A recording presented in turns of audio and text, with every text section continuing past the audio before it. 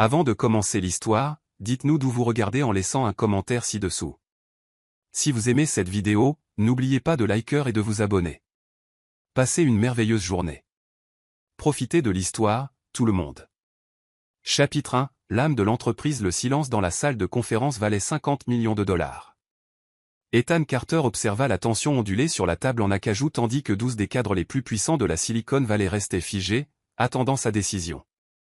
Au-delà des baies vitrées du 42e étage d'Horizon Enterprises, San Francisco scintillait sous le soleil de l'après-midi comme des diamants éparpillés. Mais les yeux gris acier d'Ethan restaient fixés sur le contrat devant lui. « Messieurs, dit-il finalement, sa voix portant l'autorité tranquille qui avait bâti son empire, vous me demandez de vendre l'âme de mon entreprise pour un chiffre qui semble impressionnant sur le papier, mais qui représente tout ce que j'ai passé 6 ans à refuser de devenir. » Victor Lagne, PDG d'Apex Corporation, se déplaça inconfortablement dans son fauteuil en cuir italien. « Ethan, cette fusion ferait de vous le plus jeune milliardaire de la technologie. » Vos actionnaires, l'interrompit Ethan, se levant et marchant jusqu'à la fenêtre, sa silhouette d'1,80 m projetant une longue ombre sur la table polie, m'ont fait confiance pour construire quelque chose qui compte, pas juste une autre acquisition d'entreprise à démanteler et à oublier. Il se retourna pour leur faire face, et pendant un instant, le masque du PDG impitoyable glissa, révélant quelque chose de brut et de hanté en dessous. J'ai déjà trop sacrifié pour un succès qui ne signifie rien. Les mots restèrent suspendus dans l'air comme une accusation contre lui-même. Ethan avait appris à parler dans les salles de conférence comme d'autres parlaient dans les églises, avec révérence pour le dollar tout-puissant et une conviction absolue dans sa propre vision. Mais aujourd'hui, quelque chose était différent. Aujourd'hui, la victoire avait un goût de cendre dans sa bouche. La réponse est non, dit-il simplement. Horizon Enterprises reste indépendante. La pièce éclata en protestation, mais Ethan se dirigeait déjà vers la porte, son esprit dérivant soudainement, inexplicablement, vers un souvenir qu'il avait passé 6 ans à essayer d'enterrer. Lila, riant en tournant dans leur petite cuisine d'appartement, une fleur dans ses cheveux sombres, essayant de lui apprendre à faire du pain à partir de rien. On ne peut pas tout précipiter, Ethan, avait-elle dit, ses yeux marrons chauds dansant d'affection. Certaines choses ont besoin de temps pour grandir. Monsieur Carter, appela Lagne après lui, le désespoir se glissant dans son ton poli. Vous faites une erreur qui vous coûtera tout. Ethan s'arrêta à la porte, sa main sur la poignée en acier brossé. J'ai déjà perdu tout ce qui comptait, dit-il doucement. L'argent ne peut pas le racheter. La descente en ascenseur vers son bureau fut comme descendre dans son propre enfer privé. Ethan desserra sa cravate en soie, une habitude que Lila taquinait. Tu as toujours l'air de t'étouffer avec ton propre succès, avait-elle dit un jour, levant la main pour ajuster son col avec des doigts doux. Il pouvait encore sentir le contact fantôme de ses mains contre son cou, sentir encore le parfum de jasmin qu'elle portait pour les occasions spéciales. Ethan s'effondra dans sa chaise et ouvrit le tiroir du bas de son bureau, le seul tiroir que son assistante n'organisait jamais. À l'intérieur, sous de vieilles cartes de visite et des clés USB oubliées, gisait une unique photographie. Il la sortit avec des doigts tremblants. Lila lui souriait, le jour de leur mariage. Radieuse dans une simple robe blanche qu'ils avaient achetée surportant parce qu'ils avaient dépensé leurs économies pour la compte de leur premier appartement. Sa main reposait sur sa poitrine, juste au-dessus de son cœur, et il la regardait comme si elle était la réponse à toutes les questions qu'il n'avait jamais su poser. Ils avaient 26 et 24 ans, respectivement, ivres d'amour et de la certitude qu'ils pourraient conquérir le monde ensemble. Nous allons tout changer, lui avait-il chuchoté à l'oreille cette nuit-là alors qu'ils dansaient sur la musique de son téléphone dans leur salon vide, entouré de cartons de déménagement et de rêves. Toi et moi contre le monde. Tant que nous ne nous changeons pas l'un l'autre, avait-elle chuchoté en retour, sa voix douce de confiance. Mais ils avaient changé. Ou plutôt, il avait changé. Passant du jeune entrepreneur passionné qui restait éveillé toute la nuit à parler de créer une technologie qui aiderait les gens à un homme qui mesurait le succès en prix des actions et en domination du marché. Il s'était convaincu que chaque journée de travail de 18 heures, chaque dîner manqué, chaque « juste un marché de plus » construisait leur avenir ensemble. Il était en train de lui construire un château tout en laissant leur fondation s'effriter. La dispute finale se jouait dans sa mémoire comme un film qu'il avait vu trop de fois. Lila debout dans l'embrasure de leur chambre à 2 heures du matin, son visage strié de larmes et d'épuisement. « Je n'en peux plus, Ethan.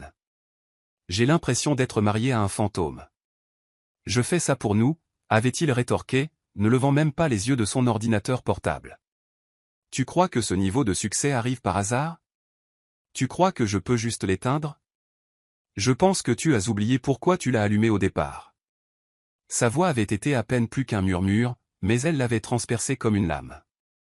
Quand nous nous sommes mariés, tu as dit que tu voulais construire quelque chose de beau, mais tout ce que tu as construit, ce sont des murs. Ce n'est pas juste. À quand remonte la dernière fois que tu m'as demandé comment s'était passée ma journée? À quand remonte la dernière fois que nous avons parlé de quelque chose qui n'impliquait pas ton entreprise?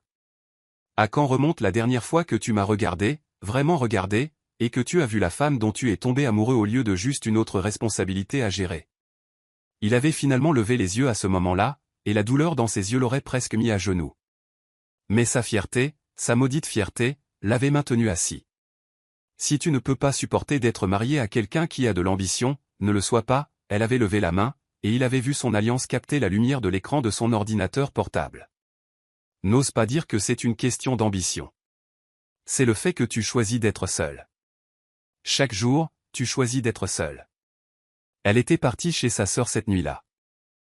Il avait demandé le divorce 2 semaines plus tard, se disant qu'il valait mieux mettre fin aux choses proprement que de traîner l'inévitable. Il s'était convaincu qu'il la libérait pour qu'elle trouve quelqu'un qui pourrait lui donner l'attention qu'il était trop ambitieux pour fournir. Maintenant, 6 ans plus tard, tenant sa photographie dans son bureau vide, Ethan comprenait enfin la vérité. Il ne la protégeait pas de son ambition. Il protégeait son ambition de son amour, car, quelque part au fond de lui, il avait su que s'il s'était permis de vraiment l'aimer comme elle le méritait, il aurait pu devenir un homme entièrement différent. L'interphone bourdonna, le ramenant au présent. Monsieur Carter. La voix de son assistante était professionnellement neutre. Votre partenaire, Javier, est là pour le dîner de célébration. Dois-je lui dire que vous êtes prêt? Ethan remit soigneusement la photographie dans le tiroir et redressa sa cravate.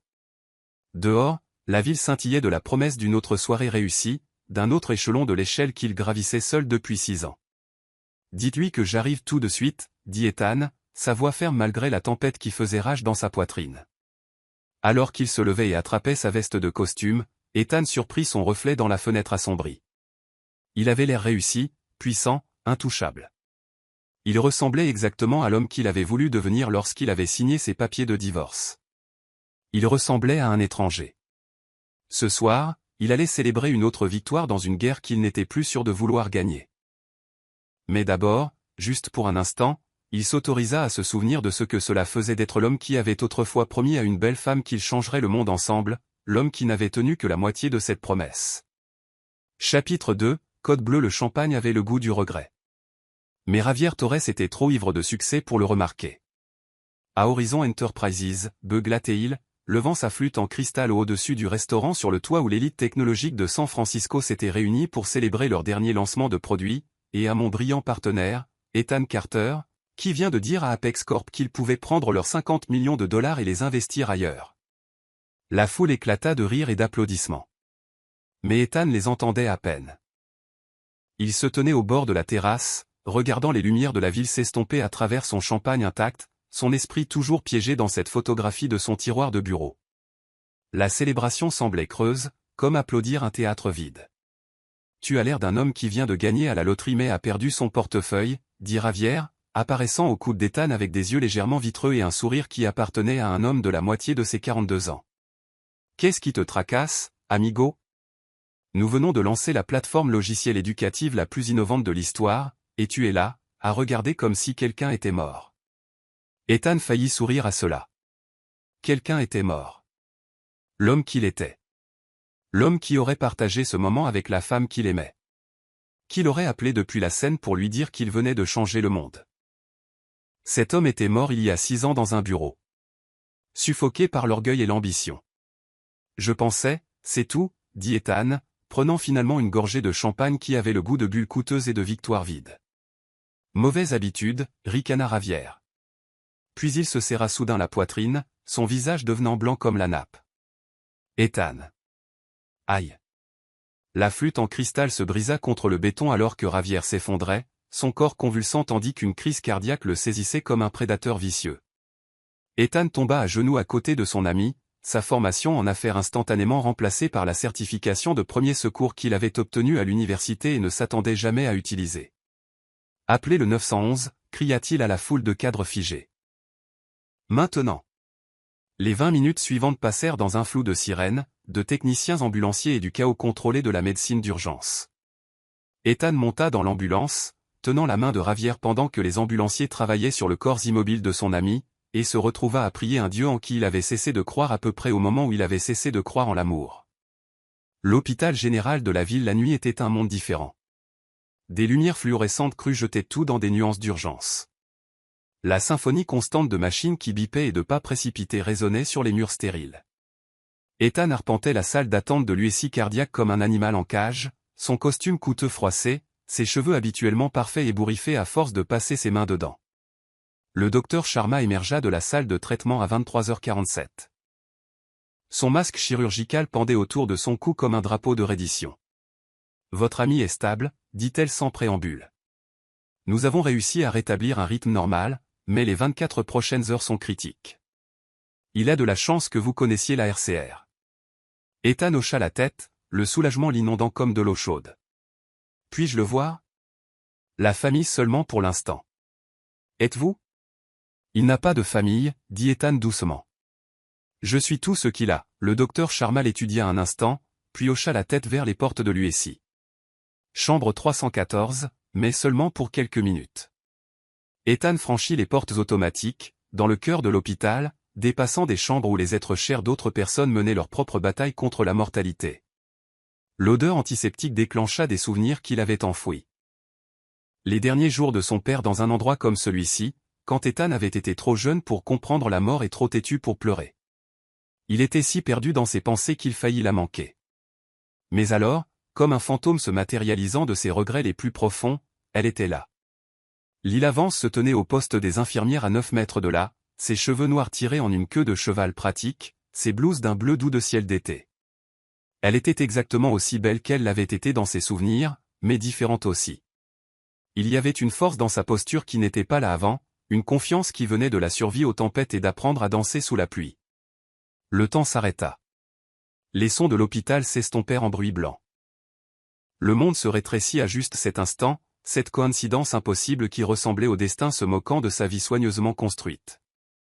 Elle se tourna, et leurs yeux se rencontrèrent à travers le couloir. Pendant un battement de cœur, son calme professionnel se fissura, et il vit la reconnaissance traverser ses traits comme un éclair. Ses lèvres s'entr'ouvrirent légèrement, et il perçut sa forte inspiration même à cette distance. 6 ans s'effondrèrent en rien, et ils avaient à nouveau 26 et 24 ans, debout dans leur appartement vide, se promettant l'éternité. Puis l'instant se brisa. L'expression de Lila tressaillit, ses yeux marron chauds devenant froids et professionnels. Elle se retourna vers le graphique dans ses mains, le rejetant aussi efficacement que s'il n'avait jamais existé. Mais Ethan avait vu cet éclair de vulnérabilité, cet instant de douleur, et cela le frappa plus fort qu'aucun rejet en salle de conférence n'aurait jamais pu le faire. Il resta figé dans le couloir, la regardant se déplacer avec l'efficacité exercée de quelqu'un qui avait appris à sauver des vies pendant qu'il apprenait à conclure des marchés. Un jeune résident s'approcha d'elle avec une question, et Ethan capta le son de sa voix, toujours du miel chaud et des conversations de fin de soirée, mais avec une autorité qui parlait d'années passées à prendre des décisions qui comptaient. « Excusez-moi » dit une voix derrière lui. « Êtes-vous Ethan Carter » Ethan se tourna pour trouver un homme grand en blouse, son badge l'identifiant comme l'infirmier Reynolds. « Oui. Votre ami vous demande. » Chambre 314. Ethan hocha la tête, mais ses yeux furent attirés vers Lila. Elle s'éloignait maintenant, ses pas déterminés, ses épaules droites. Il mémorisa la façon dont elle bougeait, la façon dont elle s'arrêtait pour vérifier un patient à travers une porte, la façon dont elle rentrait une mèche de cheveux derrière son oreille, un geste si familier qu'il lui faisait mal à la poitrine. La chambre 314 était une caverne de machines et de moniteurs, mais les yeux de Javier étaient ouverts, se concentrant sur Ethan avec le genre de clarté qui vient parfois après avoir frôlé la mort. « Je suis mort » chuchota Javier, sa voix rauque à cause du tube respiratoire qu'ils avaient retiré. « Non » dit Ethan, tirant une chaise près du lit. « Mais tu m'as fait une peur bleue. »« Bien. » Javier réussit un faible sourire. « Peut-être que maintenant tu vas arrêter de travailler 18 heures par jour et que tu vas enfin vivre un peu. » Ethan resta silencieux un instant, pensant à la femme dans le couloir, au chemin non emprunté et aux mots jamais prononcés. « Peut-être que tu as raison. » J'ai toujours raison. C'est pour ça qu'on est partenaires. Les yeux de Ravière se fermèrent, puis s'ouvrirent à nouveau. Et, Ethan. Oui. Cette infirmière qui est venue me voir tout à l'heure, la jolie avec les yeux gentils. Elle a demandé si j'avais de la famille qui venait. Quand je lui ai parlé de toi, elle a eu ce regard sur son visage. Ravière fit une pause, étudiant l'expression d'Ethan. Tu la connais, n'est-ce pas? La gorge d'Ethan se serra. J'étais amoureux d'elle. La question resta suspendue dans l'air comme de l'encens dans une cathédrale, lourde du poids de la confession. Ethan n'avait jamais parlé de Lila à personne. N'avait jamais parlé de la femme qui possédait son cœur avant qu'il ne l'échange contre des options d'achat d'actions et des parts de marché. Oui, murmura-t-il. J'étais amoureux d'elle. Que s'est-il passé? Ethan resta silencieux si longtemps que les yeux de Ravière recommencèrent à se fermer. Puis, à peine audible au-dessus du rythme du moniteur cardiaque, Ethan prononça la vérité qu'il ne s'était jamais admise. J'ai mal choisi. Lorsque la respiration de Ravière s'approfondit dans le sommeil, Ethan s'assit seul dans le crépuscule mécanique de l'USI, écoutant les machines qui maintenaient son ami en vie et pensant à la femme qui avait autrefois maintenu son âme en vie.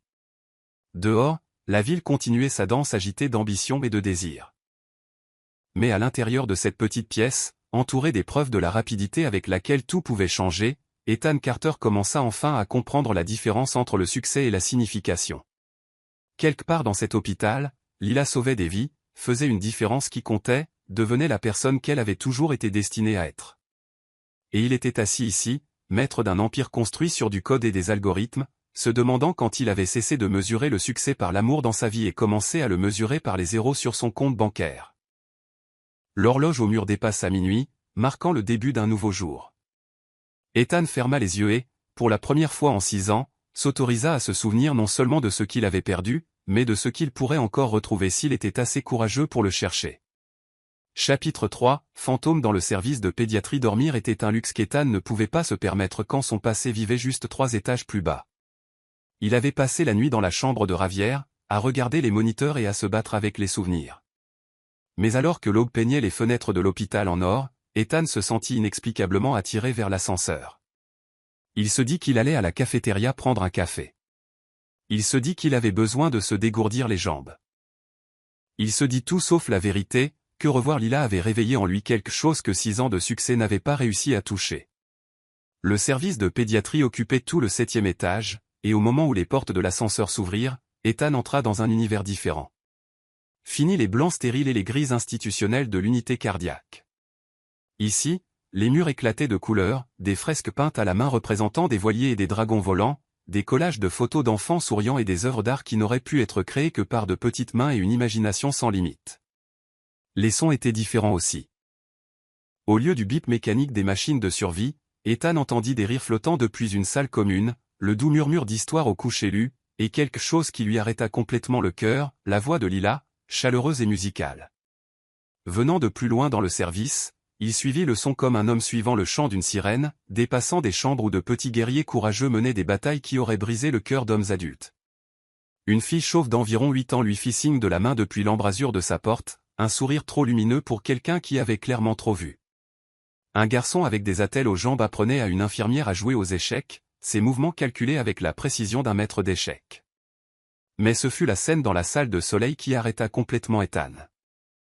Lila était assise en tailleur sur un tapis coloré, entourée de 6 enfants d'âge variés, un livre d'images ouvert sur ses genoux. Elle était dans son élément ici, animée et rayonnante, utilisant des voix différentes pour chaque personnage dans ce qui semblait être une histoire sur un dragon qui avait peur de son propre feu. Mais la princesse Zara n'avait pas peur, continua Lila, rendant sa voix petite et courageuse pour le personnage de la princesse.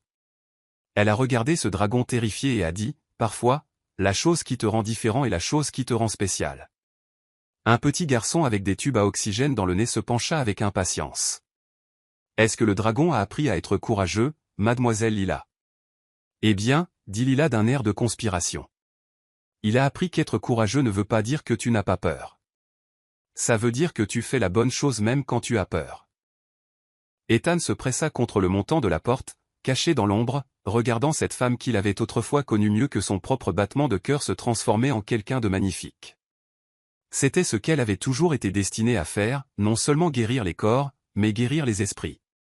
Elle avait parlé de travailler avec des enfants pendant leur mariage, s'était illuminée chaque fois qu'elle mentionnait ses rêves de devenir infirmière pédiatrique. Mais il avait été trop concentré sur ses propres ambitions pour vraiment écouter.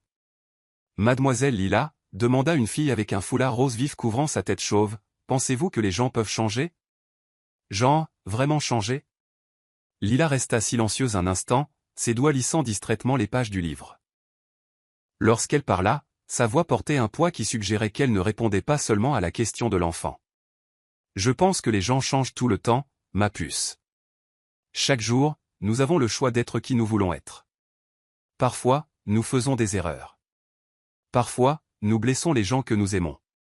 Mais chaque matin est une chance d'être meilleur que nous l'étions hier. Mais que se passe-t-il si quelqu'un a vraiment, vraiment gâché, insista la fille. Et s'il a cassé quelque chose d'important? Les yeux de Lila devinrent distants, et Ethan se demanda si elle pouvait le sentir la regarder. Si une partie d'elle se souvenait comment il pouvait autrefois sentir la présence de l'autre à travers une pièce bondée. Alors, ils doivent prouver qu'ils ont changé, dit-elle finalement. Non pas avec des mots, mais avec des actions. Non seulement une fois, mais tous les jours aussi longtemps qu'il le faudra. Et même là, elle fit une pause, sa voix tombant presque à un murmure. Parfois, les choses cassées ne peuvent pas être réparées. Parfois, le mieux que vous puissiez faire est d'apprendre des morceaux. Ethan sentit ces mots le frapper comme des coups physiques. Il commença à s'avancer, une partie désespérée de lui voulant interrompre. Expliquer. Réparer d'une manière ou d'une autre le gouffre que ses choix avaient créé. Mais alors, il entendit des pas derrière lui et se retourna pour voir un petit garçon s'approcher. L'enfant ne pouvait pas avoir plus de 5 ans, avec une peau caramel qui mélangeait parfaitement la chaleur de Lila avec quelque chose qui coupa le souffle à Ethan. Les cheveux du garçon frisaient en douces vagues qu'Ethan reconnaissait sur ses propres photos d'enfance. Et quand il leva les yeux vers Ethan avec des yeux noirs sérieux, c'était comme regarder dans un miroir qui reflétait non seulement des traits, mais quelque chose de plus profond dans l'intensité. Une façon d'observer le monde qu'Ethan avait vu dans son propre reflet pendant 34 ans. « Êtes-vous ici pour voir quelqu'un » demanda le garçon, avec la politesse solennelle d'un enfant qui avait passé trop de temps avec des adultes et dans des situations médicales. Ethan s'accroupit à la hauteur des yeux du garçon, son cœur martelant sa poitrine. « Je rends visite à un ami à l'étage. »« Et toi? Rends-tu visite à quelqu'un aussi ?»« Ma maman travaille ici, » dit fièrement le garçon. Elle s'occupe des enfants malades et les aide à se sentir mieux. C'est la meilleure infirmière du monde entier.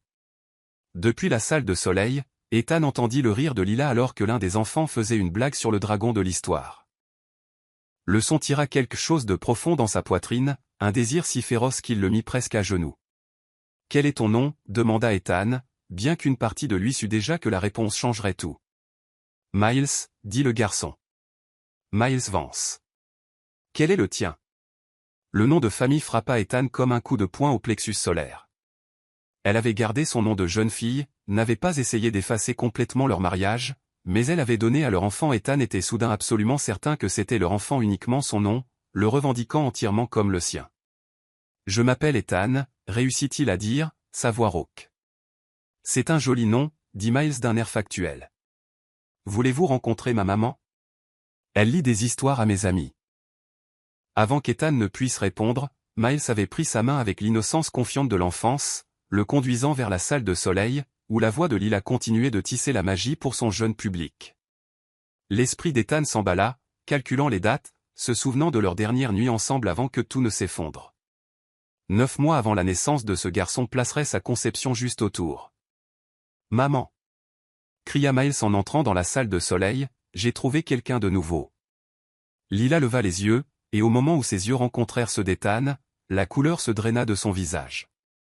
Le livre glissa de ses doigts soudain sans force, et Ethan regarda 6 ans de calme soigneusement construit s'effondrer en un instant. « Les enfants, dit-elle. » Sa voix était soigneusement contrôlée malgré le choc dans ses yeux. « Pourquoi n'allez-vous pas trouver l'infirmière Watson? Je pense qu'elle a de nouveaux livres de coloriage dans son bureau. » Les enfants se dispersèrent avec l'enthousiasme de la jeunesse, laissant Ethan et Lila seuls dans la salle de soleil avec Miles debout entre eux, un pont vivant reliant leur passé à un présent impossible. « Bonjour, Lila, » dit Ethan doucement. « Qu'est-ce que vous faites ici ?» Sa voix était ferme, professionnelle, mais Ethan pouvait voir le pouls rapide à sa gorge, pouvait lire la tension dans ses épaules. Mon partenaire en affaires a eu une crise cardiaque hier soir. Je lui rendais visite à l'étage et vous avez décidé de vous promener dans le service des enfants. Ses yeux passèrent de Miles à Ethan, et il vit la protectivité féroce d'une mère reconnaissant une menace pour son petit. J'ai entendu votre voix, dit simplement Ethan. Je l'ai suivi. Ils se fixèrent l'un l'autre à travers 1,50 m de tapis coloré et 6 ans de silence, tandis que Miles regardait entre eux avec la curiosité confuse d'un enfant sentant des courants sous-jacents qu'il ne pouvait pas comprendre. « Maman, vous le connaissez ?» demanda Miles. La bouche de Lila s'ouvrit, puis se referma. Ethan la regarda lutter pour savoir comment répondre, et dans cette lutte, il vit la vérité de tout. Les nuits tardives où elle avait travaillé pour subvenir à leurs besoins à tous les deux, la force qu'elle avait trouvée pour élever leur fils seul, la grâce dont elle avait fait preuve en n'exigeant jamais rien de l'homme qui les avait abandonnés tous les deux sans même le savoir. « Nous nous connaissions il y a longtemps, dit-elle finalement, ses yeux ne quittant jamais le visage d'Ethan. Avant que tu ne naisses. Miles sembla accepter cette explication avec l'adaptabilité facile de l'enfance. Allez-vous nous rendre visite à nouveau, demanda-t-il directement à Ethan. La question resta suspendue dans l'air comme une prière, comme un test, comme une porte qui pouvait s'ouvrir soit sur la rédemption, soit sur une douleur plus profonde. Ethan regarda ce petit garçon parfait qui portait ses yeux et le beau cœur de sa mère, et sentit quelque chose s'ouvrir dans sa poitrine qui avait été scellée pendant 6 ans. « Je ne sais pas, répondit-il honnêtement, car les enfants méritaient la vérité même lorsque les adultes ne pouvaient pas la gérer. Miles hocha la tête comme si cela avait un sens parfait. « Eh bien, si vous revenez, peut-être que vous pourrez aussi lire des histoires. Maman dit que différentes personnes racontent des histoires de différentes manières, et que cela les rend plus intéressantes. » De quelque part dans le couloir, une voix appela l'infirmière Vance, et Lila se redressa, son masque professionnel se remettant en place. « Je dois y aller, dit-elle. Miles, reste dans la salle commune jusqu'à ce que je revienne. » Elle se dirigea vers la porte, s'arrêtant juste assez longtemps pour regarder Ethan avec des yeux qui contenaient 6 ans de questions, d'accusations et quelque chose qui aurait pu être de l'espoir. Si l'espoir pouvait survivre à tant de dommages. « Au revoir, Ethan, dit-elle, et il entendit tout le poids de la finalité dans ces 2 mots simples. Mais alors qu'elle s'éloignait, Ethan resta debout dans cette salle de soleil pleine d'œuvres d'art d'enfants et de soleil de l'après-midi, avec son fils à ses côtés, lui demandant s'il connaissait de bonnes histoires sur les dragons. Et pour la première fois en 6 ans, Ethan Carter crut que peut-être, juste peut-être, l'histoire la plus importante de sa vie ne faisait que commencer. Chapitre 4, l'enfant au lieu familier. La cafétéria de l'hôpital à 3 heures de l'après-midi existait dans un étrange entre-deux entre le déjeuner et le dîner. Elle était peuplée de résidents épuisés, de familles inquiètes et d'âmes perdues comme Ethan, qui ne semblaient pas trouver le chemin du retour vers le monde extérieur à ses murs. Il venait ici depuis 3 jours maintenant, se disant qu'il vérifiait le rétablissement de Ravière, mais en réalité, il cherchait des aperçus d'une femme qui lui avait clairement fait savoir qu'elle ne voulait rien avoir à faire avec lui. Chaque jour, il apercevait Lila dans les couloirs, toujours en mouvement, toujours le regardant à travers lui comme s'il était fait de verre. Chaque jour, le poids de la reconnaissance s'alourdissait dans sa poitrine. Aujourd'hui, c'était différent. Aujourd'hui, il n'était pas seul à sa table de coin avec son sandwich intact et son café froid. « Vous allez le manger ?» Ethan leva les yeux pour trouver Miles debout à côté de sa table, de petites mains pressées contre le bord, des yeux sombres fixés sur le sandwich à la dinde qui était resté intact pendant 20 minutes. Le garçon portait un jean avec des taches d'herbe sur les genoux et un t-shirt avec un dinosaure de dessin animé qui avait connu des jours meilleurs. « Je n'ai pas très faim, » dit Ethan, poussant l'assiette vers le garçon. « Le veux-tu » Miles grimpa sur la chaise d'en face avec la confiance décomplexée de l'enfance et commença à déconstruire méthodiquement le sandwich, mangeant la dinde d'abord, puis le fromage, laissant le pain pour la fin. Ethan regardait, fasciné par l'approche systématique du garçon à son repas.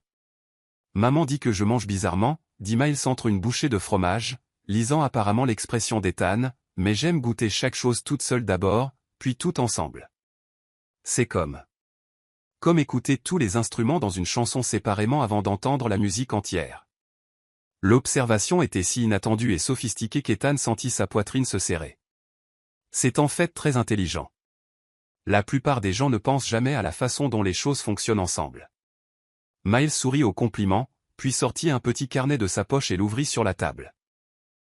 Les pages étaient remplies de dessins complexes, non pas les gribouillis typiques d'un enfant de 5 ans, mais des croquis détaillés de bâtiments, de machines et de motifs géométriques qui montraient une compréhension de la perspective et du design qui aurait dû dépasser son âge de plusieurs années.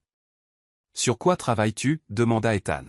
« Je conçois un hôpital pour dinosaures » dit Miles sérieusement, tournant le carnet pour qu'Ethan puisse voir. « Regardez, les hôpitaux normaux sont construits pour les gens, mais les dinosaures auraient besoin de choses différentes, comme de très grandes portes pour ceux à long cou, et des pièces spéciales pour ceux qui volent, et des piscines pour les dinosaures aquatiques. » Ethan se pencha en avant, vraiment intrigué. Les dessins étaient remarquablement sophistiqués, montrant non seulement l'extérieur des bâtiments, mais des coupes transversales révélant des aménagements intérieurs, des ascenseurs qui pouvaient accueillir des créatures massives, et même ce qui semblait être un équipement médical spécialisé. « C'est incroyable, » dit Ethan, et il le pensait. « Comment as-tu appris à dessiner comme ça ?» Miles haussa les épaules, continuant à travailler sur son croquis. « Je vois juste comment les choses devraient être dans ma tête, et ensuite je les dessine. Maman dit que j'ai une imagination qui fonctionne en 3 dimensions, quoi que ça veuille dire. » La gorge d'Ethan se serra. Il avait été exactement pareil enfant, construisant constamment des choses avec des blocs, dessinant des plans élaborés pour des cabanes dans les arbres qui défiaient les lois de la physique, voyant le monde non pas tel qu'il était, mais tel qu'il pourrait être. Sa mère avait appelé cela son « cerveau d'architecte ». Son père s'était inquiété que cela signifiait qu'il passait trop de temps seul. « Où est ta maman maintenant » demanda Ethan, essayant de garder sa voix décontractée. « Elle travaille. Elle doit aider une petite fille qui a peur de recevoir des piqûres, alors elle m'a envoyé ici pour prendre une collation. » Miles leva les yeux de son dessin. « Elle ne sait pas que je vous parle. Elle a dit que vous étiez quelqu'un d'avant, et que parfois les gens d'avant devraient rester là. » Les mots frappèrent Ethan comme un coup physique, mais il essaya de ne pas le montrer. « Qu'en penses-tu » Miles considéra cela avec la gravité d'une personne beaucoup plus âgée. « Je pense que les adultes rendent les choses plus compliquées qu'elles ne devraient l'être. Si quelqu'un était gentil avec vous avant, pourquoi ne peut-il pas être gentil avec vous maintenant? Les gens n'arrêtent pas d'être gentils juste parce que le temps passe. Le temps peut changer les gens, dit Ethan prudemment. Parfois, les gens font des erreurs qui blessent d'autres personnes, et alors les choses se compliquent. Avez-vous fait une erreur qui a blessé ma maman? La question fut posée avec une franchise si innocente qu'Ethan sentit l'air quitter ses poumons. Miles continua de dessiner, apparemment inconscient d'avoir fait exploser une bombe dans le monde soigneusement contrôlé d'Ethan. Oui, dit Ethan doucement. J'ai fait une très grosse erreur. Avez-vous dit pardon? Je n'ai pas. Ethan s'arrêta, réalisant qu'il ne s'était jamais vraiment excusé, n'avait jamais essayé d'expliquer, n'avait jamais rien fait d'autre que de signer des papiers et de s'en aller. Non, je n'ai pas dit pardon.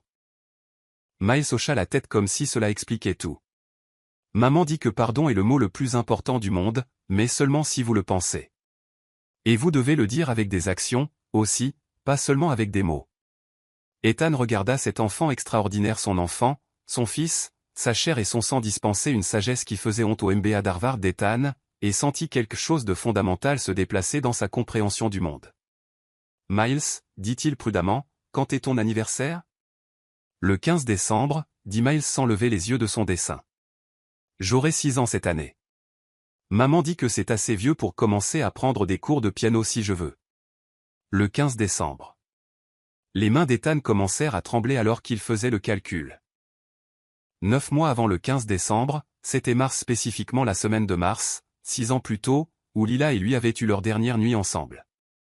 La nuit avant qu'ils ne partent pour Tokyo, avant que tout ne s'écroule, la nuit où ils avaient fait l'amour avec une passion désespérée, comme s'ils sentaient tous les deux que ce serait peut-être la dernière fois. « Ça va » demanda Miles, levant les yeux avec inquiétude. « Vous avez l'air un peu malade. » Ethan lutta pour respirer normalement. « Je vais bien. Je pensais juste à quelque chose. » Ma maman pense beaucoup aussi, dit Miles. Parfois, je la surprends à me regarder comme si elle essayait de résoudre un puzzle. Et parfois, quand elle pense que je dors, elle pleure très doucement. L'image de Lila pleurant seule, élevant leur fils pendant qu'Ethan bâtissait son empire dans une ignorance béate, était presque plus qu'il ne pouvait supporter. Combien de nuits avait-elle lutté? Combien de fois avait-elle eu besoin d'aide, eu besoin de soutien, eu besoin de quelqu'un pour partager le poids d'aimer ce petit garçon parfait? Miles, dit Ethan. Sa voix était rauque d'émotion. Que veux-tu être quand tu seras grand? Un inventeur, dit immédiatement Miles. Je veux construire des choses qui aident les gens. Genre, et s'il y avait des machines qui pouvaient rendre les malades meilleurs juste en leur faisant un câlin? Ou s'il y avait des bâtiments qui pouvaient se déplacer pour que les gens n'aient jamais à être sans abri? Ethan ferma les yeux, se revoyant à 5 ans, assis dans le bureau de son père, dessinant des inventions impossibles similaires et déclarant son intention de « réparer tout ce qui est cassé dans le monde ».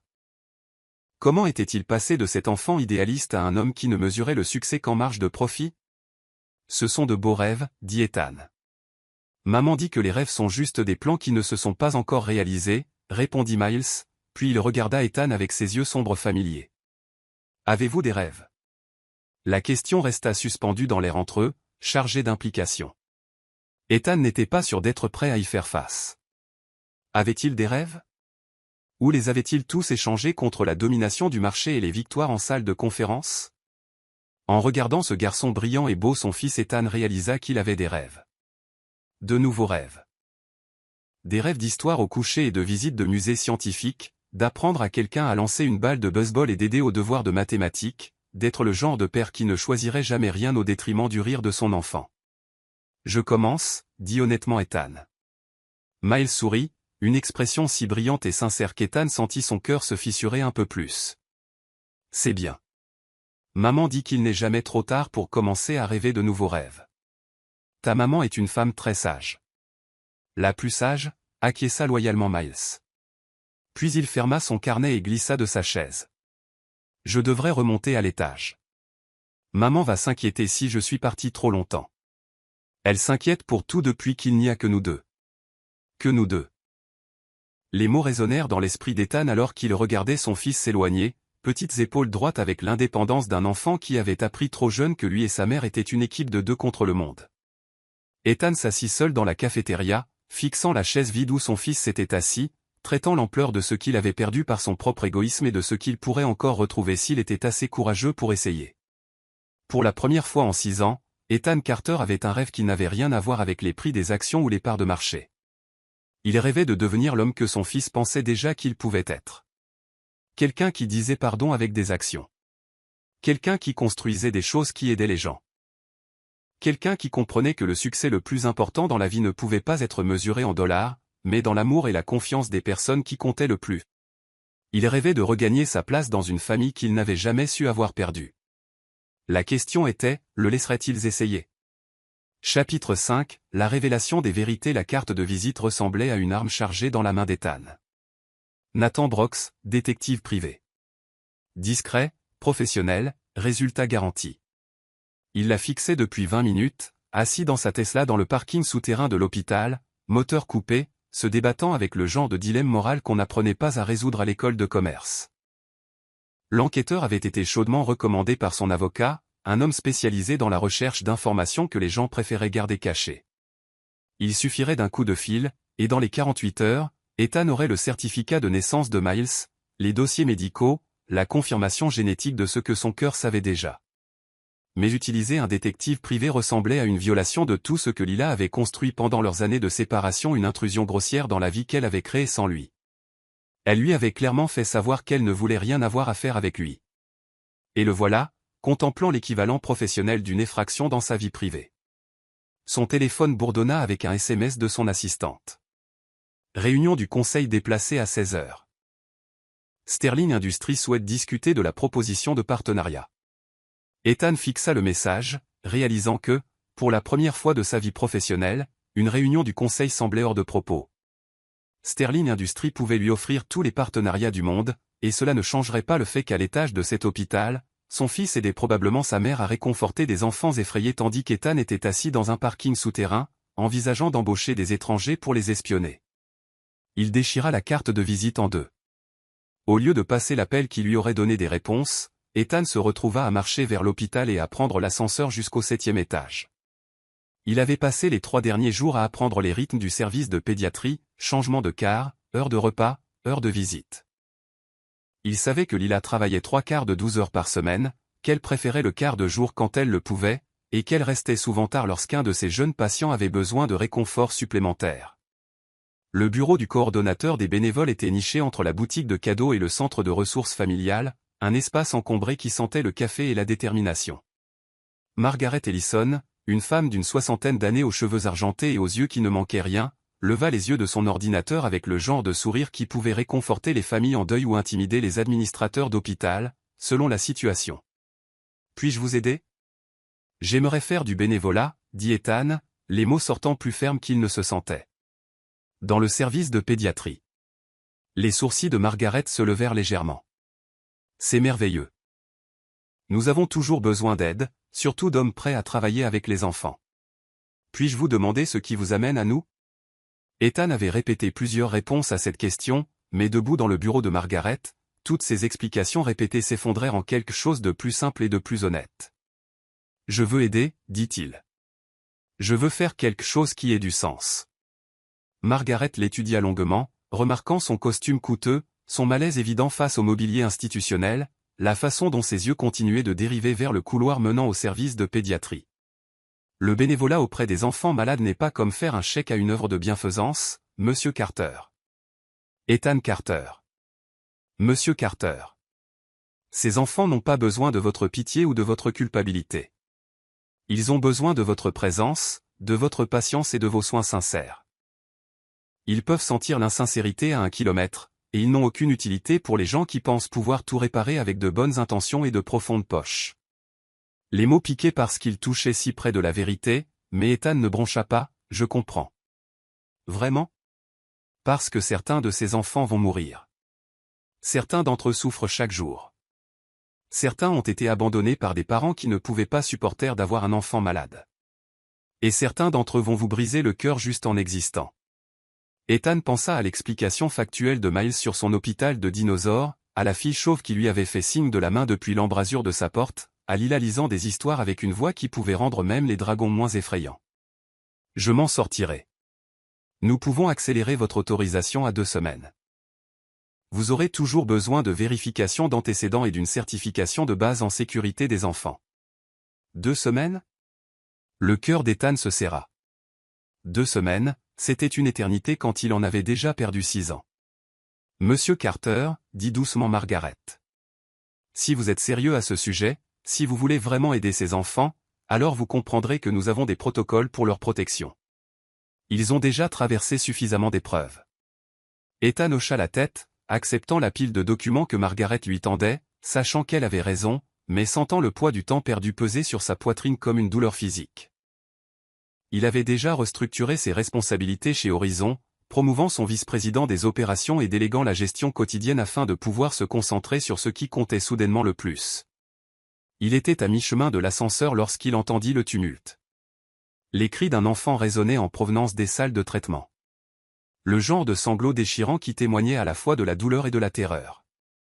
Ethan se retrouva à se diriger vers le son sans y penser consciemment, suivant les cris désespérés jusqu'à une pièce où le personnel médical essayait de calmer un garçon d'environ 7 ans qui se débattait avec la force d'une panique absolue. « Pas d'aiguille » sanglotait le garçon. « S'il vous plaît. Plus d'aiguille. Je veux rentrer chez moi. » Ethan pouvait voir Lila par l'embrasure de la porte, le visage masqué par une compassion professionnelle alors qu'elle essayait d'apaiser l'enfant terrifié. Mais même elle semblait avoir du mal avec celui-ci. Le garçon était au-delà du réconfort rationnel, perdu dans le genre de peur qui ne pouvait être comprise que par quelqu'un qui l'avait vécu. Sans réfléchir, Ethan entra dans la pièce. « Et là, dit-il doucement, sa voix coupant le chaos. C'est un rugissement assez impressionnant que tu as là. Tu t'entraînes à être un dragon ? » Les sanglots du garçon se calmèrent légèrement. La confusion remplaçant la terreur pure. Ethan pouvait sentir les regards surpris du personnel médical, pouvait percevoir le choc de Lila face à son apparition soudaine. Mais il garda son attention fixée sur l'enfant effrayé. « Monsieur, vous ne pouvez pas être ici », commença une infirmière. « C'est bon », dit rapidement Lila, reconnaissant qu'Ethan avait d'une manière ou d'une autre établi une connexion avec le garçon comme aucun d'entre eux n'y était parvenu. « Restez en retrait et laissez-le essayer. Je suis en train de concevoir un hôpital pour dragons, » continua Ethan, s'approchant lentement. « Mais je n'arrive pas à trouver comment faire pour que les dragons n'aient pas peur des médecins. Peut-être pourrais-tu m'aider ?» Le garçon eut un hoquet, ses larmes coulant toujours, mais son attention captée. « Les dragons n'ont peur de rien. » « C'est ce que je pensais aussi, » dit Ethan, s'asseyant sur une chaise à côté du lit. Mais ensuite j'ai commencé à y réfléchir, et même les dragons doivent avoir peur parfois. Je veux dire, et si un dragon devait recevoir une piqûre pour aller mieux? Même s'il savait que cela l'aiderait à cracher du feu correctement à nouveau, l'aiguille pourrait quand même faire peur, non? Le garçon hocha lentement la tête, apparemment intrigué par cette ligne de raisonnement. Alors peut-être, continua Ethan, l'hôpital des dragons a besoin de salles spéciales pour fabriquer le courage, des endroits où les dragons peuvent s'entraîner à être courageux avant de devoir faire des choses effrayantes. Comment on s'entraîne à être courageux? Demanda le garçon. Ethan jeta un coup d'œil autour de la pièce, observant les visages concernés de l'équipe médicale, la façon dont Lila le regardait avec quelque chose qui aurait pu être de l'étonnement. Eh bien, dit-il, mon ami Miles m'a dit qu'être courageux ne signifie pas que tu n'as pas peur. Cela signifie que tu fais ce qu'il faut, même quand tu as peur. Alors peut-être que les dragons s'entraînent en faisant d'abord de petites choses courageuses, puis de plus grandes choses courageuses, jusqu'à ce qu'ils soient prêts pour les très grandes choses courageuses. Le garçon resta silencieux un instant, réfléchissant à cela. Et si le dragon avait quelqu'un pour lui tenir la main? Même les dragons courageux pourraient vouloir que quelqu'un leur tienne la main. Je pense, dit sérieusement Ethan, que c'est l'idée la plus intelligente qu'un architecte de dragon ait jamais eue. 20 minutes plus tard, le garçon avait reçu son injection avec seulement quelques larmes silencieuses, sa main fermement serrée dans celle d'Ethan, parlant de savoir si les hôpitaux de dragons devraient avoir des aires d'atterrissage volantes ou des piscines pour les dragons aquatiques. Alors que l'équipe médicale terminait et se préparait à ramener le garçon dans sa chambre, Lila s'approcha d'Ethan avec une expression qu'il ne pouvait déchiffrer. C'était. Commença-t-elle, puis s'arrêta, secouant la tête. Je n'ai jamais vu Lucas réagir à quelqu'un comme ça. Il est là depuis 3 semaines, et c'est le premier traitement qu'il accepte sans sédation. Les enfants ont juste besoin de savoir que quelqu'un comprend, dit Ethan, conscient qu'ils avaient leur première véritable conversation en 6 ans et essayant de ne pas trop interpréter sa volonté de lui parler. Comment as-tu su pour Miles? Demanda-t-elle doucement.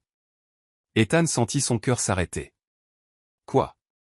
Tu l'as mentionné à propos d'être courageux, même quand tu as peur. Les yeux de Lila scrutaient son visage.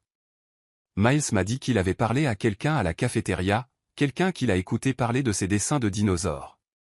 L'instant s'étira entre eux, chargé de 6 années de secrets et du poids de la vérité en suspens.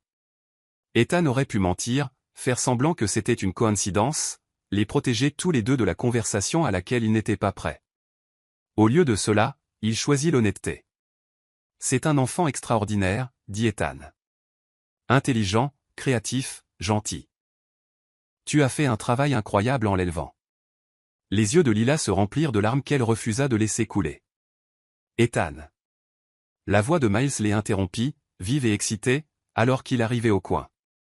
J'ai fini la section piscine pour les dinosaures aquatiques. Tu veux voir? Il s'arrêta brusquement en voyant Ethan, son visage s'illuminant de la joie simple de l'enfance. Et tu es revenu. Je t'avais dit que maman racontait les meilleures histoires. Ethan regarda son fils, puis Lila, et vit tout son avenir basculer sur le fil de cet instant. Il pouvait s'en aller, les protéger tous des complications que sa présence apporterait. Il pouvait retourner à son empire et à ses victoires vides et les laisser continuer leur vie en équipe de 2. Ou il pouvait rester et se battre pour avoir la chance de devenir l'homme qu'il méritait, non pas le PDG à succès qui avait fait le mauvais choix 6 ans auparavant, mais le père et partenaire qui avait peut-être encore le temps de faire le bon. Oui, dit Ethan, rencontrant le regard impatient de Miles tout en sentant l'attention prudente de Lila. Je suis revenu, et j'adorerais voir ce sur quoi tu as travaillé. Alors que Miles lui attrapait la main et commençait à l'entraîner vers la salle familiale, jacassant avec enthousiasme à propos d'appareils de respiration sous-marine pour dinosaures aquatiques, Ethan croisa le regard de Lila une fois de plus. Dans son expression, il vit la peur et l'espoir se faire la guerre. Il vit la mère protectrice et la femme qu'il avait aimée autrefois, se battre complètement pour le contrôle. Mais surtout, il vit la porte de la possibilité s'entr'ouvrir, juste assez large pour que quelqu'un déterminé à prouver qu'il avait changé puisse s'y faufiler. Ce serait suffisant pour commencer. Chapitre 6, jouer avec le feu. La confrontation couvait depuis 2 semaines, comme une tempête qui prend de la force, et quand elle éclata finalement, elle brisa la politesse prudente qu'ils avaient maintenue devant Miles et le personnel de l'hôpital. Lila trouva Ethan dans la chambre 318, une chambre de patient vide qui sentait le désinfectant et les vérités inexprimées. Elle ferma la porte derrière elle avec le clic discret de la finalité, son visage un masque de fureur contrôlé qu'Ethan reconnut de leur pire dispute il y a 6 ans. « Qu'est-ce que tu crois que tu fais, bordel ?» Sa voix était basse, mais elle vibrait d'une colère qui rendait l'air lui-même dangereux. Ethan leva les yeux de l'horaire des bénévoles qu'il étudiait. Son autorisation lui était parvenue ce matin-là, officialisant sa présence après 2 semaines de vérification d'antécédents et de formation rapide. Il observa la ligne rigide de ses épaules, la façon dont ses mains étaient serrées en poing sur les côtés, le feu dans ses yeux sombres qui pouvait encore faire s'accélérer son pouls, même lorsqu'il était dirigé contre lui avec une intention létale. « Je fais du bénévolat, dit-il avec prudence. Exactement comme j'ai dit à Margaret que je voulais le faire. Non. Lila s'approcha, et Ethan capta le parfum familier de jasmin mêlé à l'odeur antiseptique de l'hôpital. N'ose pas rester là et prétendre que c'est de la charité. Tu es là tous les jours depuis 2 semaines, Ethan. Chaque putain de jour. Tu crois que je n'ai pas remarqué que tu apparaissais accidentellement partout où Miles se trouve? C'est un enfant formidable. C'est mon enfant, les mots explosèrent hors d'elle comme un barrage qui cède, des années de fureur protectrice se déversant dans la pièce stérile. Le mien. Je l'ai porté pendant 9 mois pendant que tu étais occupé à construire ton empire. Je l'ai élevé à travers des nuits sans sommeil, des otites et des premiers pas que tu as manqués parce que tu étais trop important pour rester pour une conversation sur notre avenir. Ethan sentit chaque mot comme un coup physique, mais il se força à la regarder dans les yeux. Lila, si tu me laissais juste expliquer quoi?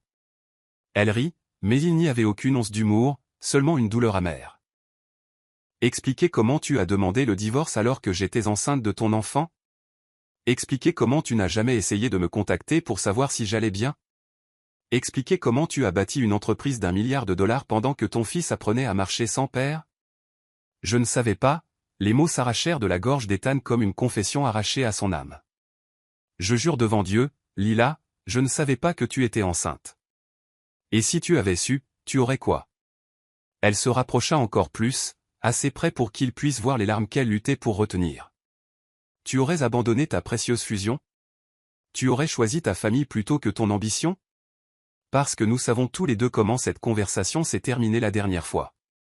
L'accusation porta ses fruits car ils savaient tous deux que c'était vrai. Ethan se souvenait de leur dernière dispute avec une clarté limpide. Ses larmes, son ordinateur portable, sa certitude absolue que le succès exigeait un sacrifice, et son choix dévastateur du sacrifice à faire. J'ai eu tort, dit-il simplement. À propos de tout. À propos de ce qui comptait, de ce que signifiait vraiment le succès, à propos de choisir le travail plutôt que la femme que j'aimais plus que ma propre vie. Aimais? La voix de Lila se brisa sur le mot. Tu avais une drôle de manière de le montrer. Sais-tu ce que c'était, Ethan? As-tu la moindre idée de ce que c'était d'être enceinte et seule, de regarder les nouvelles pour voir si mon ex-mari sortait avec quelqu'un de nouveau pendant que je vomissais tous les matins et travaillais en double pour payer les soins prénataux? Ethan ferma les yeux, l'image qu'elle peignait le frappant comme une agression physique. J'ai attendu que tu appelles, continua Lila, sa voix tombant à un murmure qui portait d'une manière ou d'une autre plus de poids que ses cris. Pendant des mois, j'ai attendu, même après que le divorce soit prononcé, même après la naissance de Miles et que j'étais si fatigué que je pouvais à peine fonctionner. Une partie de moi continuait d'espérer que tu saurais, que tu reviendrais d'une manière ou d'une autre. Pourquoi ne m'as-tu pas dit, demanda Ethan désespérément. Pourquoi ne m'as-tu pas appelé quand tu as appris que tu étais enceinte? Lila le fixa longuement, et lorsqu'elle parla, sa voix était remplie d'une tristesse qui coupait plus profondément que sa colère. Parce que tu m'avais déjà montré ce que je valais pour toi. Tu avais déjà clairement indiqué que ton entreprise était plus importante que notre mariage, plus importante que tout avenir que nous aurions pu avoir ensemble. Que étais-je censé faire? T'appeler et dire, et Ethan, je sais que tu ne veux pas d'une vie avec moi, mais que dirais-tu d'un enfant? J'aurais. Tu aurais quoi? L'interrompit-elle. M'épouser par obligation? M'en vouloir de t'avoir piégé? Passer le reste de nos vies à me faire sentir que j'avais ruiné tes rêves? Lila secoua la tête, les larmes coulant enfin. Je t'aimais trop pour nous faire ça à tous les deux.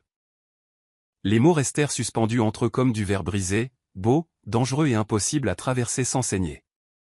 Alors, tu as pris la décision pour nous deux, dit doucement Ethan.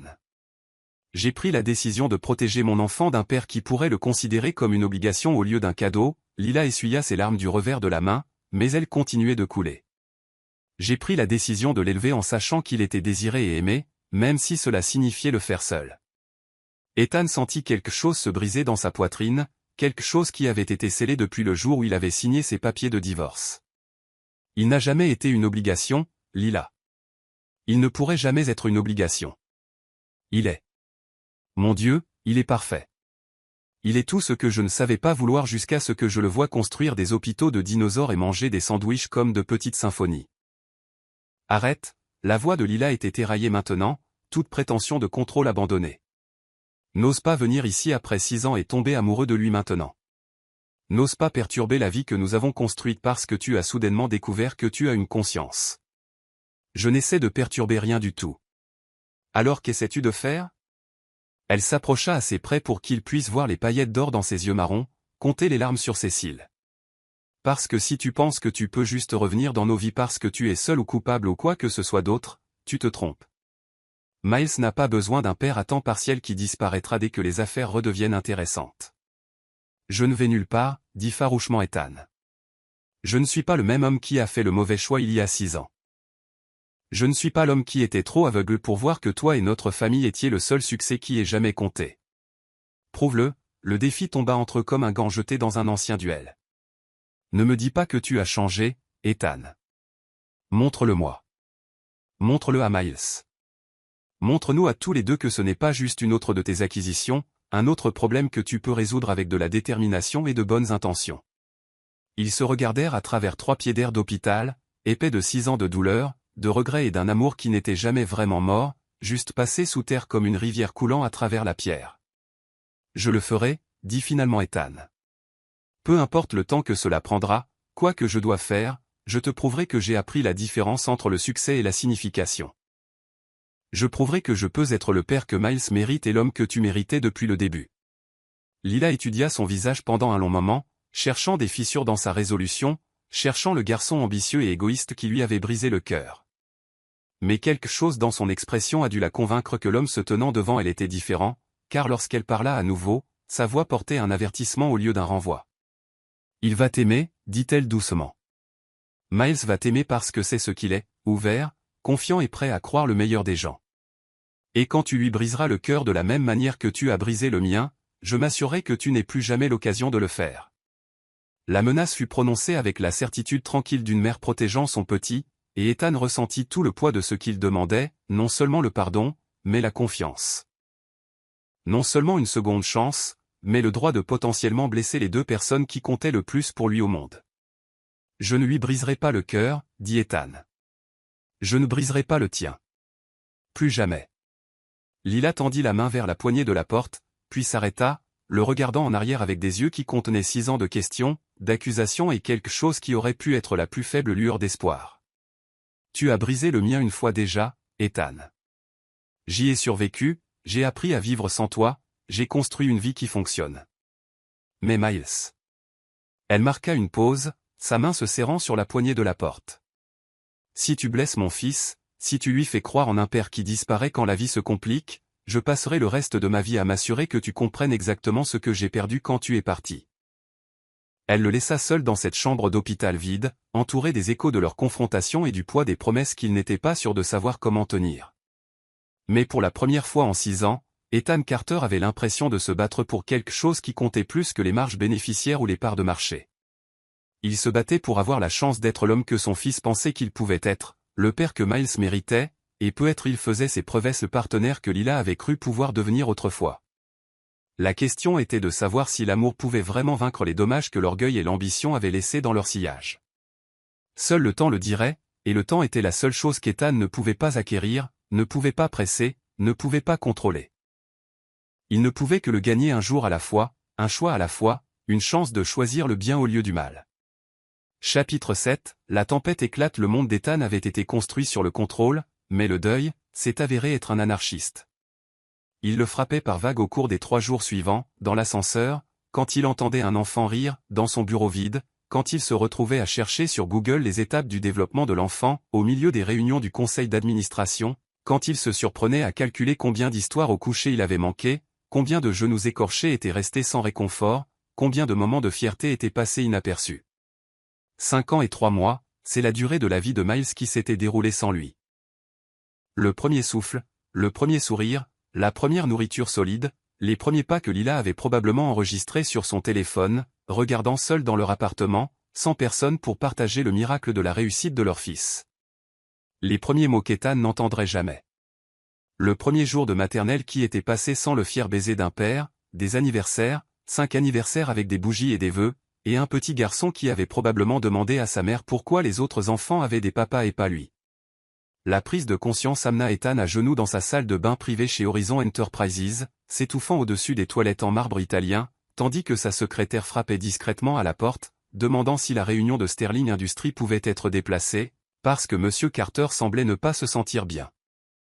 Malade, comme si le deuil était quelque chose qui pouvait être guéri avec des antiacides et une bonne nuit de sommeil. Jeudi, Ethan ne supportait plus sa propre compagnie. Il se retrouva de retour à l'hôpital, non pas pour ses heures de bénévolat prévues, mais parce que c'était le seul endroit où l'air n'était pas raréfié par le regret. Il avait effectué les vérifications d'antécédents et la formation avec une rapidité qui avait impressionné même Margaret Ellison, se jetant dans l'apprentissage du développement de l'enfant, des traumatismes médicaux et du jeu thérapeutique, avec la même intensité qu'il réservait autrefois aux OPA hostiles. Il trouva Miles dans la salle d'art-thérapie, entouré de papiers de construction et de ciseaux de sécurité, travaillant sur ce qui semblait être un chef-d'œuvre architectural impliquant au moins 14 couleurs différentes et suffisamment de colle pour maintenir le bâtiment ensemble. Et là, architecte dragon, dit Ethan, s'asseyant sur l'une des chaises de taille enfant qui le faisait se sentir comme un géant dans une maison de poupée. Miles leva les yeux avec ce sourire qui pouvait arrêter la circulation. La chaleur de Lila combinée à quelque chose qu'Ethan commençait à reconnaître comme son propre optimisme têtu. Ethan, regarde ce que je fais. Miles souleva sa création, qui semblait être un croisement entre un vaisseau spatial et un château, avec des aires d'atterrissage et ce qui ressemblait à des douves remplies de paillettes. C'est un hôpital volant pour les dragons qui vivent sur les nuages. C'est incroyable, dit Ethan, et il le pensait. Comment les dragons terrestres rendent-ils visite à leurs amis volants? Oh, c'est facile, Miles commença à sortir une autre feuille de papier couverte de croquis détaillés. Regarde, il y a ces ascenseurs spéciaux qui montent tout droit à travers les nuages, et ils sont assez grands pour même les plus grands dragons, et ils jouent de la musique pour que les dragons n'aient pas peur des hauteurs. Ethan regarda son fils expliquer l'ingénierie complexe du transport de dragons interdimensionnels avec le genre de détails passionnés que la plupart des adultes réservaient à l'œuvre de leur vie, et sentit quelque chose de profond changer dans sa compréhension de ce qui importait dans le monde. « Miles, dit-il avec prudence. Est-ce que je peux te demander quelque chose? Bien sûr. Est-ce que tu te demandes parfois où est ton papa? Les mains de Miles s'arrêtèrent sur son œuvre, et pendant un instant, Ethan craignit d'avoir dépassé les bornes, d'avoir trop pénétré dans un territoire qu'il n'avait pas le droit d'explorer. Mais ensuite, Miles hocha la tête, son expression devenant pensive. Parfois, dit-il doucement. Maman dit qu'il n'était pas prêt à être un papa quand je suis né, mais que ça ne veut pas dire qu'il y avait quelque chose qui n'allait pas chez moi. La gorge d'Ethan se serra. Ta maman est très sage. Elle dit que peut-être un jour il sera prêt, et peut-être que non, mais que mon travail est juste d'être le meilleur Miles que je peux être, et que c'est suffisant. Chaque mot était comme un petit miracle de grâce, la preuve de l'incroyable mère que Lila était devenue, la preuve de la force qu'elle avait trouvée pour protéger leur fils de la douleur de l'abandon tout en gardant son propre cœur ouvert à l'espoir. « Qu'est-ce que tu en penses ?» demanda Ethan. Miles considéra cela avec la gravité de quelqu'un de beaucoup plus âgé. « Je pense que ce serait bien d'avoir un papa, comme pour m'apprendre à lasser mes chaussures très vite, ou pour m'aider à construire de plus grandes inventions, ou pour venir à l'école le jour du papa au lieu de juste moi et maman. » La vision d'Ethan se brouilla. Quoi d'autre? Et peut-être quelqu'un qui pourrait atteindre les étagères en hauteur pour que maman n'ait pas à se tenir sur des chaises tout le temps. Elle essaie d'être grande, mais elle n'est vraiment pas très douée pour ça. Miles gloussa à cela, puis redevint sérieux. Mais surtout, je pense que ce serait bien d'avoir quelqu'un qui aime maman autant que moi. Elle est seule parfois, même si elle essaie de le cacher. L'innocence de tout cela, le souhait sincère du bonheur de sa mère au-dessus de ses propres besoins, faillit briser complètement Ethan. Voici ce petit garçon extraordinaire, sage au-delà de ses années, plus préoccupé par la solitude de sa mère que par son propre manque de père. Miles, dit Ethan, sa voix rauque d'émotion. Si ton père se présentait demain, qu'est-ce que tu voudrais lui dire? Miles inclina la tête, considérant ce scénario hypothétique avec le même sérieux qu'il appliquait à l'architecture de l'hôpital des dragons. Je voudrais savoir s'il aime construire des choses, dit-il finalement. Et s'il pense que mes inventions sont de bonnes idées. Et s'il m'aiderait à prendre soin de maman, parce que c'est un gros travail pour un seul enfant. Ethan hocha la tête, ne faisant pas confiance à sa voix. Et je voudrais savoir s'il est désolé, continua Miles. Pas juste dire désolé, mais vraiment désolé, parce que maman m'a appris que vraiment désolé signifie que tu comprends pourquoi quelqu'un a été blessé et que tu promets d'essayer de ne pas recommencer. C'est très intelligent, réussit à dire Ethan. Et puis je lui ferai probablement un câlin, dit Miles avec naturel, parce que même s'il a fait des erreurs, tout le monde mérite des câlins quand il essaie d'être meilleur. Ethan ne pouvait pas parler, ne pouvait pas respirer.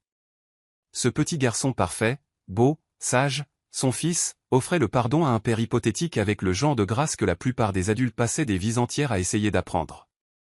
Miles, dit finalement Ethan, sa voix à peine audible. Et si je te disais que ton papa est là? Et si je te disais qu'il a cherché des moyens de devenir le genre d'homme qui mérite de te connaître? Les yeux de Miles s'écarquillèrent, le papier de construction oublié dans ses petites mains. Vraiment? Ethan hocha la tête, les larmes coulant sur son visage sans honte ni embarras. Vraiment. Et il est tellement désolé, Miles. Il est désolé d'avoir manqué tes premiers pas et tes premiers mots et chaque bougie d'anniversaire que tu as soufflé. Il est désolé de ne pas avoir été là pour aider ta maman quand elle était fatiguée. Désolé de ne pas avoir été là pour atteindre les étagères en hauteur et t'apprendre à lasser tes chaussures. Est-ce que c'est? La voix de Miles était petite, incertaine. Est-ce que c'est toi? Oui, mon pote, dit Ethan, ouvrant ses bras alors que son fils s'y lançait avec la confiance simple de l'enfance. C'est moi. Je suis ton papa, et je t'aime plus que tous les dragons dans tous les hôpitaux de tous les nuages. Miles s'accrocha à lui avec de petits bras féroces, et Ethan le serra comme s'il s'ancrait à tout ce qui comptait dans le monde. À travers ses larmes, il sentit quelque chose de petit être pressé dans sa main. Le jouet dinosaure préféré de Miles, un petit tricératops cabossé qui avait clairement connu de nombreuses aventures. C'est Spike, murmura Miles contre l'épaule d'Ethan. Il aide quand je suis triste ou effrayé. Tu peux l'emprunter jusqu'à ce que tu ne te sentes plus seul. Ethan serra le petit dinosaure en plastique et son fils, submergé par l'ampleur de l'amour dans lequel il était tombé, terrifié par la responsabilité d'être à la hauteur de la foi que cet enfant extraordinaire plaçait en lui. Je t'aime, Miles, murmura-t-il dans les cheveux bouclés de son fils. Je t'aime, et je ne te quitterai plus jamais. Je t'aime aussi, papa, murmura Miles en retour, et ces 4 mots réécrivirent la compréhension d'Ethan de chaque succès qu'il avait jamais atteint. Ils restèrent assis là, dans la salle d'art-thérapie, entourés de rêves en papier de construction et d'inventions impossibles. Père et fils se retrouvant à travers l'épave du temps perdu. Et pour la première fois en 6 ans, Ethan Carter se sentit exactement à sa place, non pas dans une salle de conférence ou un bureau d'angle, mais dans les bras de l'enfant qui venait de lui apprendre que l'amour n'était pas quelque chose que l'on gagnait par l'accomplissement. C'était quelque chose que l'on recevait par la grâce et que l'on rendait par la présence, un jour à la fois, un câlin à la fois, une promesse tenue à la fois. Chapitre 8, Lignes juridiques et cœur brisé. Le bureau d'avocat de Thomson et associés sentait les livres reliés en cuir et les décisions coûteuses. Mais pour la première fois de sa carrière, Ethan Carter était sur le point de faire un choix qui allait lui coûter tout ce pourquoi il avait été formé. Vous faites une erreur, dit son avocat, Michael Thompson, pour la 3e fois en 20 minutes, désignant les résultats du test de paternité et les documents de garde éparpillés sur son bureau en acajou comme des preuves dans un procès qui n'aurait jamais lieu. Le test ADN confirme ce que vous soupçonniez. Miles est définitivement votre fils biologique. Vous avez tous les droits légaux de demander la garde conjointe, voire la garde principale. Compte tenu de vos ressources financières, non. La voix d'Ethan coupa la stratégie juridique de Thomson comme une lame à travers la soie.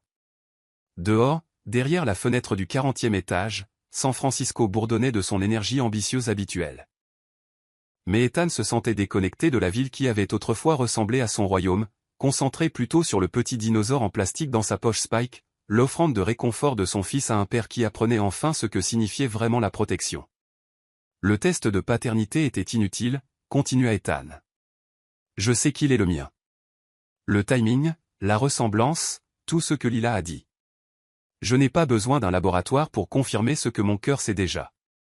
Mais vous avez insisté pour la certitude légale, rétorqua Thompson, désignant les résultats du test autorisé par le tribunal qui avaient été obtenus par les voies appropriées après que Lila ait accepté à contre-cœur, comprenant qu'Ethan avait besoin de clarté juridique pour l'établissement du fonds fiduciaire. Ethan, nous parlons de vos droits parentaux.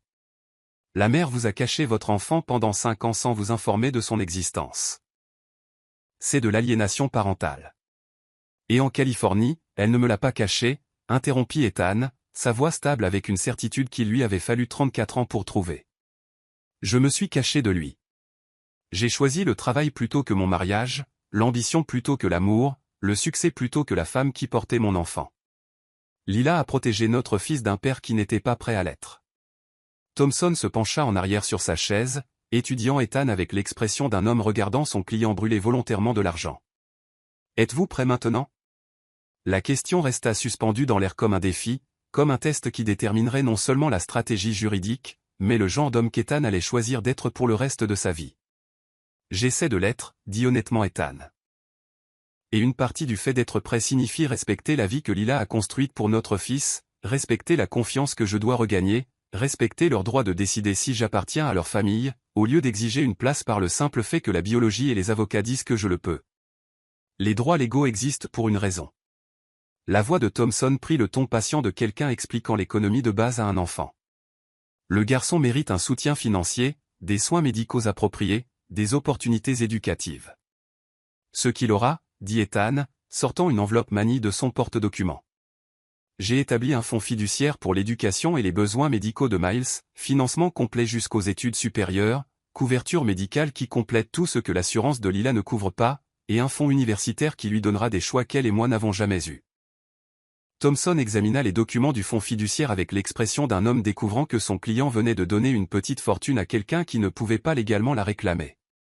Et la garde? Lila a la garde complète. Je ne veux aucune revendication légale sur ces décisions concernant notre fils, à moins qu'elle ne choisisse de m'y inclure. Je ne veux aucune visite imposée par le tribunal qui donne à Miles l'impression d'être une pièce d'échec dans le jeu de quelqu'un d'autre. Je ne veux aucun levier légal qui pourrait être utilisé pour faire pression sur l'un ou l'autre d'eux pour qu'ils acceptent ma présence dans leur vie. Vous renoncez à des millions de dollars de levier. Je renonce à l'illusion que l'amour peut être légiféré, corrigea Ethan. Mon fils n'a pas besoin d'un père qui a gagné un procès. Il a besoin d'un père qui a gagné le droit d'être dans sa vie. Thompson resta silencieux un long moment, calculant probablement les heures facturables qu'Ethan était en train de gaspiller en choisissant la grâce plutôt que la guerre juridique. Et si elle décide que vous n'appartenez pas à leur vie? Si elle prend l'argent et disparaît? Ethan pensa au petit bras de Miles autour de son cou, au murmure « Je t'aime aussi, papa », qui avait réécrit sa compréhension de la richesse. Il pensa à la protection féroce de Lila envers leur fils, à sa force à l'élever seul, à son droit de décider qui méritait d'avoir accès à la famille qu'elle avait bâtie avec détermination et amour. Alors je respecterai cette décision et je passerai le reste de ma vie à essayer de devenir l'homme qu'ils auraient pu vouloir dans leur vie. 2 heures plus tard, Ethan se tenait devant l'hôpital général de la ville, tenant un sac de livres pour enfants et combattant l'envie de vérifier son téléphone pour la 5e fois en 10 minutes. Les documents du fonds fiduciaire étaient déposés, les revendications légales officiellement levées, et maintenant il devait se fier à ce que l'amour soit suffisant pour combler le fossé que la loi aurait pu forcer à fermer. Il trouva Lila dans la salle des fournitures pédiatriques, comptant l'inventaire avec la précision méthodique de quelqu'un dont l'esprit était clairement ailleurs. Elle leva les yeux lorsqu'il frappa, et il la regarda passer de la surprise à la lassitude, puis à quelque chose qui aurait pu être de l'espoir avant de s'installer dans une neutralité prudente. « Miles est avec l'art-thérapeute, dit-elle sans préambule, si c'est lui que vous cherchez. » En fait, dit Ethan, entrant dans la petite pièce et fermant la porte derrière lui, c'est vous que je cherchais. Lila posa son presse-papier, sa posture se déplaçant vers la position défensive qu'il avait appris à reconnaître comme sa préparation à de mauvaises nouvelles. Si c'est à propos des arrangements de garde ou légaux, j'ai renoncé à toutes les revendications légales sur Miles, les mots la frappèrent comme un coup physique, et Ethan la regarda pâlir alors qu'elle agrippait le bord de l'étagère de fourniture pour se soutenir. Vous avez quoi? J'ai établi un fonds fiduciaire pour son éducation et ses besoins médicaux, mais j'ai renoncé à toute revendication légale de garde ou de visite. Vous avez l'autorité légale complète sur toutes les décisions concernant notre fils. Lila le fixa comme s'il venait d'annoncer son intention de se débarrasser de la gravité. Pourquoi? Parce que vous avez été sa mère pendant 5 ans sans aucune aide de ma part. Parce que vous avez pris toutes les décisions difficiles, tout sacrifié pour lui donner une bonne vie. Vous avez gagné le droit de décider qui appartient à son monde. Parce que l'amour n'est pas quelque chose qui peut être imposé par un juge ou légiféré par des avocats. Ethan, la voix de Lila était à peine un murmure. Avez-vous une idée de ce que vous venez de faire? Vous êtes un milliardaire. Vous auriez pu engager les meilleurs avocats du pays. Auriez pu arguer l'aliénation parentale. Aurait pu traumatiser notre fils en transformant sa famille en champ de bataille, termina Ethan. Aurait pu vous forcer à accepter ma présence par obligation légale au lieu de choix. Aurait pu apprendre à Miles que l'amour est quelque chose que l'on prend au lieu de quelque chose que l'on gagne. Les yeux de Lila se remplirent de larmes qu'elle luttait pour contrôler. Vous auriez pu gagner. J'aurais pu perdre tout ce qui comptait en gagnant tout ce qui ne comptait pas. Il se tenait dans cette petite salle de fourniture, entouré de bandages et d'antiseptiques, fournitures stériles de la guérison, tandis que quelque chose d'indéfinissable mais précieux commençait à guérir entre eux. Le fonds fiduciaire, commença Lila, n'a pas de condition. C'est pour Miles. Indépendamment du fait que vous vouliez me revoir un jour? Son éducation, ses soins médicaux, son avenir. Cela n'est subordonné à rien de ce que je veux ou dont j'ai besoin de la part de l'un de vous deux. Pourquoi? Demanda-t-elle à nouveau, et cette fois la question portait 6 ans de douleur et d'incrédulité. Parce qu'il y a 5 ans, j'ai eu un choix entre ma famille et mon ambition, et j'ai mal choisi. Aujourd'hui, j'ai eu un choix entre ce que je voulais et ce dont vous et Miles aviez besoin, et j'ai bien choisi. Peut-être pour la première fois dans ma vie d'adulte. Avant que Lila ne puisse répondre, la porte de la salle des fournitures s'ouvrit brusquement, et Margaret Ellison apparut, le visage blanc de la peur que le personnel hospitalier apprenait à masquer mais ne parvenait jamais tout à fait à cacher. Lila, nous avons besoin de vous aux urgences. Maintenant. Qu'est-ce qui ne va pas? Lila était déjà en mouvement, ses instincts maternels déclenchés par l'urgence dans la voix de Margaret. C'est Miles. Il s'est effondré pendant l'art-thérapie. Forte fièvre, difficulté à respirer. Les ambulanciers le montent de l'unité pour enfants maintenant. Ethan sentit le monde basculer de côté, sentit chaque molécule d'air quitter l'hôpital au moment où les mots s'enregistraient. Miles, son fils beau et brillant, qui lui avait donné un dinosaure en plastique pour le réconforter, était transporté d'urgence aux urgences. Lila courait déjà vers l'ascenseur. Et Ethan la suivit, son cœur tambourinant contre ses côtes alors qu'il descendait en silence, épais de terreur parentale. Aux urgences, ils trouvèrent un chaos contrôlé. Des médecins, des infirmières, des machines, tous concentrés sur une petite forme sur un brancard qui semblait incroyablement fragile sous les lumières fluorescentes crues. Pneumonie, expliqua rapidement le docteur Sharma à Lila pendant qu'Ethan restait en retrait, incertain de sa place dans cette urgence médicale. Détresse respiratoire sévère. Nous devons le stabiliser et lui donner de l'oxygène immédiatement. Ethan regarda son fils pâle, inconscient, luttant pour respirer, et sentit chaque moment réussi de sa vie d'adulte révélé comme un bruit insignifiant face à la lutte de ce petit garçon pour respirer. Est-ce que je peux? Il commença à demander, puis s'arrêta, se souvenant qu'il venait de s'établir légalement comme n'ayant aucun droit d'être ici. Aucune revendication sur les décisions prises concernant les soins de Miles. Lila le regarda à travers le chaos de l'intervention médicale, et pendant un instant, 6 années de distance prudente s'effondrèrent. Oui, dit-elle simplement. Vous pouvez rester. C'est votre fils aussi.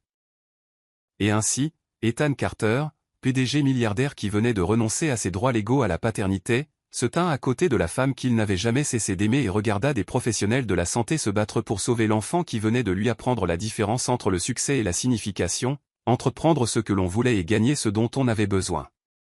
Certaines batailles, réalisa-t-il, étaient trop importantes pour être gagnées par la force. Certaines victoires ne pouvaient être obtenues que par l'abandon. Chapitre 9, quand les murs tombent, le temps s'écoulait différemment dans l'USIP, mesuré non pas en heures, mais en battements de cœur, non pas en minutes, mais au rythme des ventilateurs et des doux bips des moniteurs qui suivaient le fil fragile reliant leur fils à la vie. Ethan était assis à côté du lit de Miles depuis 18 heures, tenant une petite main qui lui semblait incroyablement délicate dans la sienne, tandis que des machines respiraient pour l'enfant qui venait de lui apprendre à aimer inconditionnellement.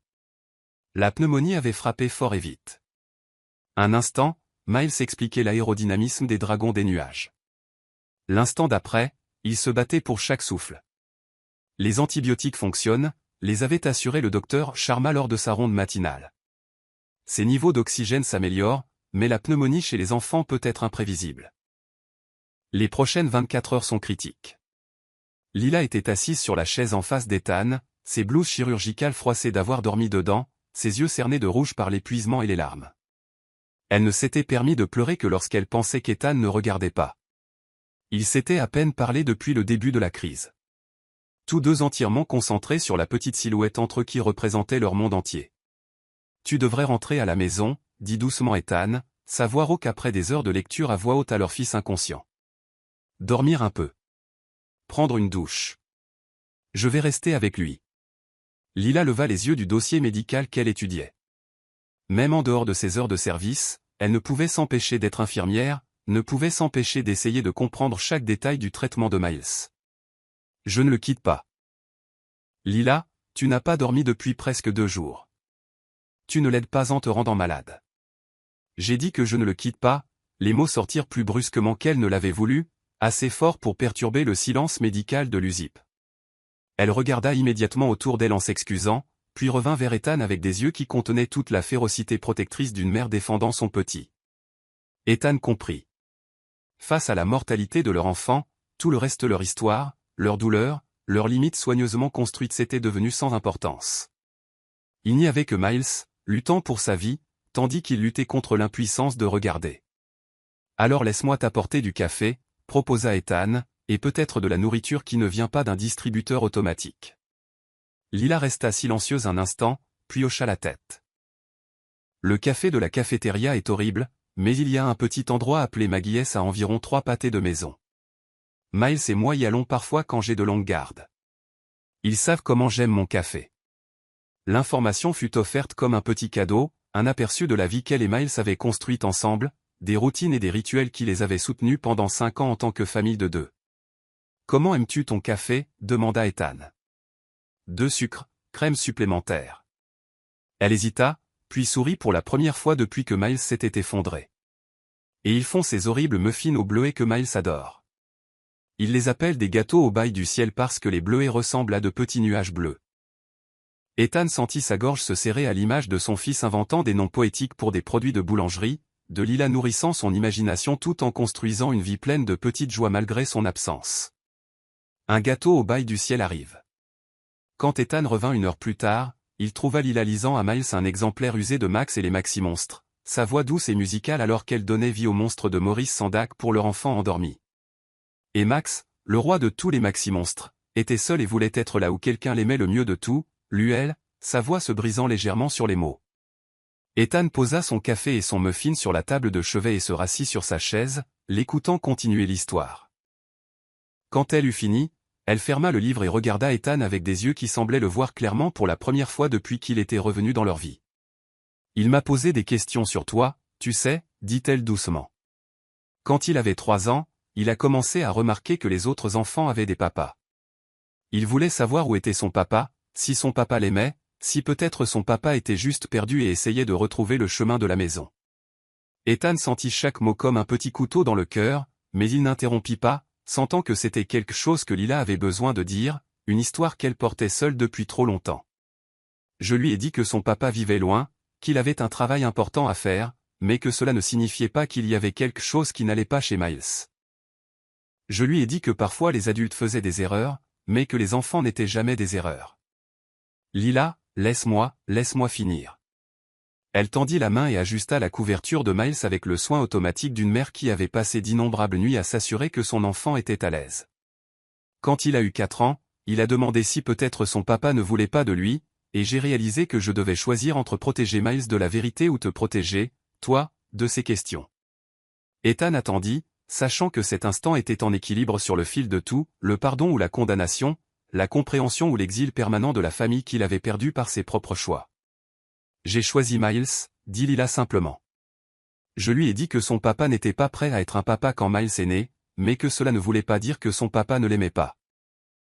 Je lui ai dit que l'amour signifie parfois attendre que quelqu'un devienne la personne qu'il doit être.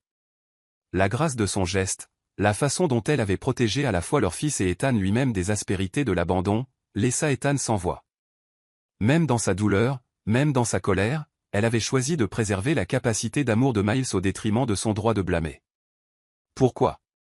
Parvint à articuler Ethan. Parce que les enfants en colère deviennent des adultes en colère, et je voulais que Miles grandisse en croyant en la possibilité de l'amour, même si cela signifiait protéger l'homme qui m'avait brisé le cœur. Ils restèrent un moment en silence. Les seuls sons étaient le rythme mécanique de la respiration de Miles et le bourdonnement lointain de la vie hospitalière qui continuait autour de leur petite île de veille. J'étais tellement en colère quand tu t'es présenté à l'hôpital, continua Lila. En colère et terrifiée, parce que j'avais passé 5 ans à construire une vie qui fonctionnait, une famille qui était complète, et soudain tu étais là, menaçant de tout changer. Je n'ai jamais eu l'intention de menacer quoi que ce soit. Je sais. Elle croisa son regard par-dessus le corps endormi de leur fils. C'est ce qui m'a fait le plus peur. Tu n'étais pas un mauvais père essayant d'éviter ses responsabilités, ou un narcissique exigeant des droits que tu n'avais pas gagnés. Tu étais juste. Toi. Changé, peut-être, mais toujours l'homme dont j'étais tombée amoureuse avant d'apprendre à avoir peur de te perdre. Ethan sentit quelque chose bouger dans l'air entre eux, un mur qui tenait depuis 6 ans commençant à s'effondrer sous le poids de la peur partagée et de l'amour pour leur enfant. Lila, j'ai besoin que tu saches. Maman. La voix de Miles était à peine un murmure, mais elle coupa leur conversation comme une cloche annonçant l'arrivée de la grâce. Les 2 parents se concentrèrent immédiatement sur leur fils, dont les yeux étaient ouverts et alertes pour la première fois en 24 heures. Salut, mon cœur, dit Lila, tendant la main vers celle de Miles tout en essayant de masquer le soulagement dans sa voix. Comment te sens-tu? Fatigué, dit Miles, la voix rauque à cause du tube respiratoire qu'on lui avait retiré ce matin-là. Et j'ai mal à la poitrine. Mais je vous ai entendu parler. Ses yeux trouvèrent le visage d'Ethan. Salut, papa. Salut, mon pote, dit Ethan, la gorge nouée par l'émotion. Tu nous as fait une sacrée frayeur. Je rêvais des dragons des nuages, dit sérieusement Miles. Ils avaient aussi du mal à respirer. Alors je leur ai appris à utiliser les machines spéciales pour mieux faire fonctionner leurs poumons. Même malade, même épuisé, leur fils transformait sa crise médicale en un problème d'ingénierie pour des créatures imaginaires. Ethan sentit une vague de fierté si féroce qu'elle faillit le mettre à genoux. C'est très attentionné de ta part, dit Lila, lissant les cheveux de Miles avec des doigts doux. Je suis sûr que les dragons des nuages ont apprécié l'aide. Papa, dit Miles, se tournant à nouveau vers Ethan avec ses yeux sombres et sérieux, tu étais vraiment là tout le temps? Chaque minute, promit Ethan. Je t'ai lu 7 livres, je t'ai parlé d'une 12aine de sortes de dinosaures différentes, et je t'ai chanté 4 berceuses dont je me souvenais probablement mal. Miles sourit, une expression si lumineuse qu'elle sembla illuminer toute l'USI. Est-ce que tu resteras jusqu'à ce que j'aille tout à fait mieux? Ethan regarda Lila, demandant la permission sans parole, observant le moment où elle prenait une décision qui déterminerait s'il restait à l'extérieur de leur famille ou s'il retrouvait son chemin vers son centre. Oui, dit-elle doucement, ses yeux ne quittant jamais le visage d'Ethan. Il restera jusqu'à ce que tu ailles tout à fait mieux. Promis, demanda Miles, regardant alternativement ses parents avec la confiance absolue d'un enfant qui croyait que les promesses faites dans les chambres d'hôpital étaient des contrats sacrés. Promis, dirent Ethan et Lila simultanément. Et quelque chose dans la façon dont leurs voix s'harmonisèrent autour de ce seul mot suggérait qu'ils prononçaient un vœu qui s'étendait bien au-delà du rétablissement de Miles. Alors que leur fils se rendormait, rassuré par la connaissance que ses 2 parents seraient là à son réveil, Ethan et Lila s'assirent dans l'obscurité de l'USI pédiatrique et commencèrent le travail minutieux de reconstruction de la confiance à partir des cendres de l'ancienne douleur. Certains murs, réalisa Ethan, n'étaient pas démolis par la force, mais par l'érosion patiente de l'amour partagé, un moment de grâce à la fois, une promesse tenue à la fois, un choix de se choisir l'un l'autre plutôt que la sécurité de rester séparés. Et parfois, l'amour avait une seconde chance, non pas parce qu'il la méritait, mais parce que les enfants enseignaient aux adultes que le cœur avait une plus grande capacité de pardon qu'on n'osait l'espérer. Chapitre 10, la seconde aurore de l'amour. La guérison avait le goût des crêpes aux pépites de chocolat et le son du rire de Miles résonnant dans la cuisine d'Ethan un samedi matin, 6 semaines après que la pneumonie ait failli le lui voler. Plus haut, papa, cria Miles depuis son perchoir sur les épaules d'Ethan, tendant le bras vers le ventilateur de plafond dont il était convaincu qu'il avait besoin de décoration de dinosaures. Les ptérodactyles ne peuvent pas atterrir si leur piste d'atterrissage n'est pas assez haute. Ethan s'exécuta, soulevant son fils de quelques centimètres supplémentaires, tandis que Lila regardait depuis le bar du petit déjeuner, son café refroidissant tandis qu'elle observait cette scène domestique qui semblait à la fois complètement naturelle et absolument miraculeuse. Elle séjournait dans le penthouse d'Ethan à Knob Hill depuis la sortie de Miles de l'hôpital, et au cours du mois et demi écoulé, ils avaient soigneusement reconstruit leur relation non pas comme le jeune couple qu'ils avaient été, mais comme les adultes matures qu'ils étaient devenus. « Fais attention à lui, » dit Lila, mais sa voix portait du rire au lieu de l'inquiétude. « Il vient de reprendre des forces. »« Je suis très prudent avec notre architecte de dragon, » dit Ethan, posant doucement Miles sur le canapé et s'installant à côté de lui. « En fait, je pense que quelqu'un qui a été un patient si courageux mérite une aventure spéciale. Que dirais-tu de passer le week-end dans un chalet au bord du lac ?» Les yeux de Miles s'écarquillèrent d'excitation. « Un vrai chalet ? Avec un vrai lac ? On pourra construire des bateaux, donner à manger aux canards et faire griller des marshmallows ? Tout ça, et plus encore, promit Ethan, puis regarda Lila avec une expression qui demandait la permission tout en espérant quelque chose de plus profond. « Si ta maman pense que c'est une bonne idée ?» Lila sentit son cœur faire quelque chose de complexe dans sa poitrine en croisant le regard d'Ethan. Ces 6 dernières semaines avaient été une danse prudente de redécouverte. Des conversations volées pendant les siestes de Miles, des regards partagés par-dessus les histoires du soir, des moments où leurs mains se frôlaient en cherchant la même tasse de café et où aucun des deux ne se retirait immédiatement. Ils étaient en train de retomber amoureux au ralenti, apprenant à se connaître tels qu'ils étaient devenus plutôt que tels qu'ils avaient été.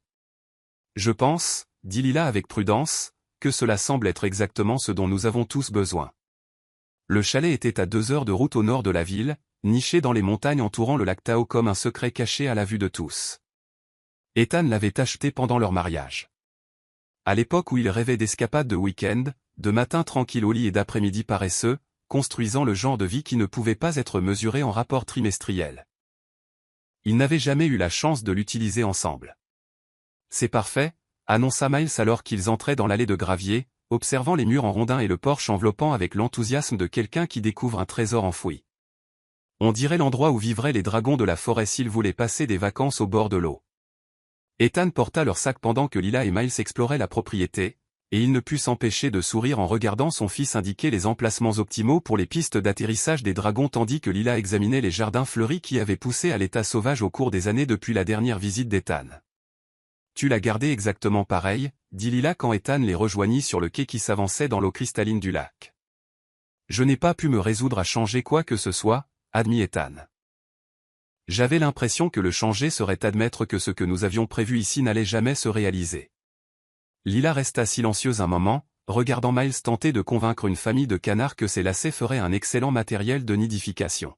« Que avions-nous prévu ici ?» demanda-t-elle doucement.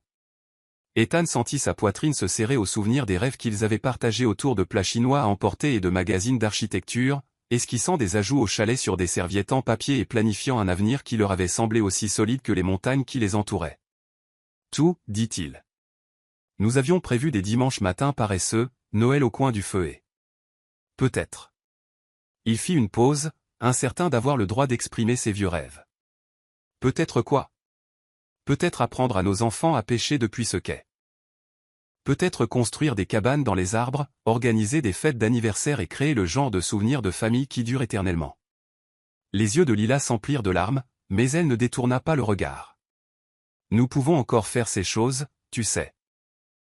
Pas de la même manière que nous les avions prévues, mais peut-être mieux, peut-être avec plus de gratitude pour leur préciosité. » Ce soir-là, ils firent griller des marshmallows sur le foyer qu'Ethan avait construit sur la terrasse arrière, Miles fournissant des commentaires détaillés sur le rapport optimal marshmallow au chocolat pour les s'mores tandis que le soleil peignait le lac dans des nuances d'or et d'ambre. « Maman, » dit Miles, la bouche pleine de biscuits Graham et de chocolat fondu, « tu penses que les dragons aquatiques font aussi leur propre feu de camp au fond du lac ? » Je pense qu'ils sont probablement jaloux de nos marshmallows, dit Lila, essuyant le chocolat de son menton avec le soin automatique de la maternité. Les dragons aquatiques doivent probablement se contenter de s'mores faits d'algues et de poissons. Ça a l'air dégoûtant, dit Miles sans embâche. Peut-être qu'on devrait inventer des feux de camp sous-marins pour eux. Papa, tu crois que le feu peut brûler sous l'eau si on l'ingénie bien ? Ethan écoutait les questions impossibles de son fils et les réponses patientes de son ex-femme, et sentit quelque chose s'apaiser dans sa poitrine dont il n'avait même pas réalisé qu'il était agité.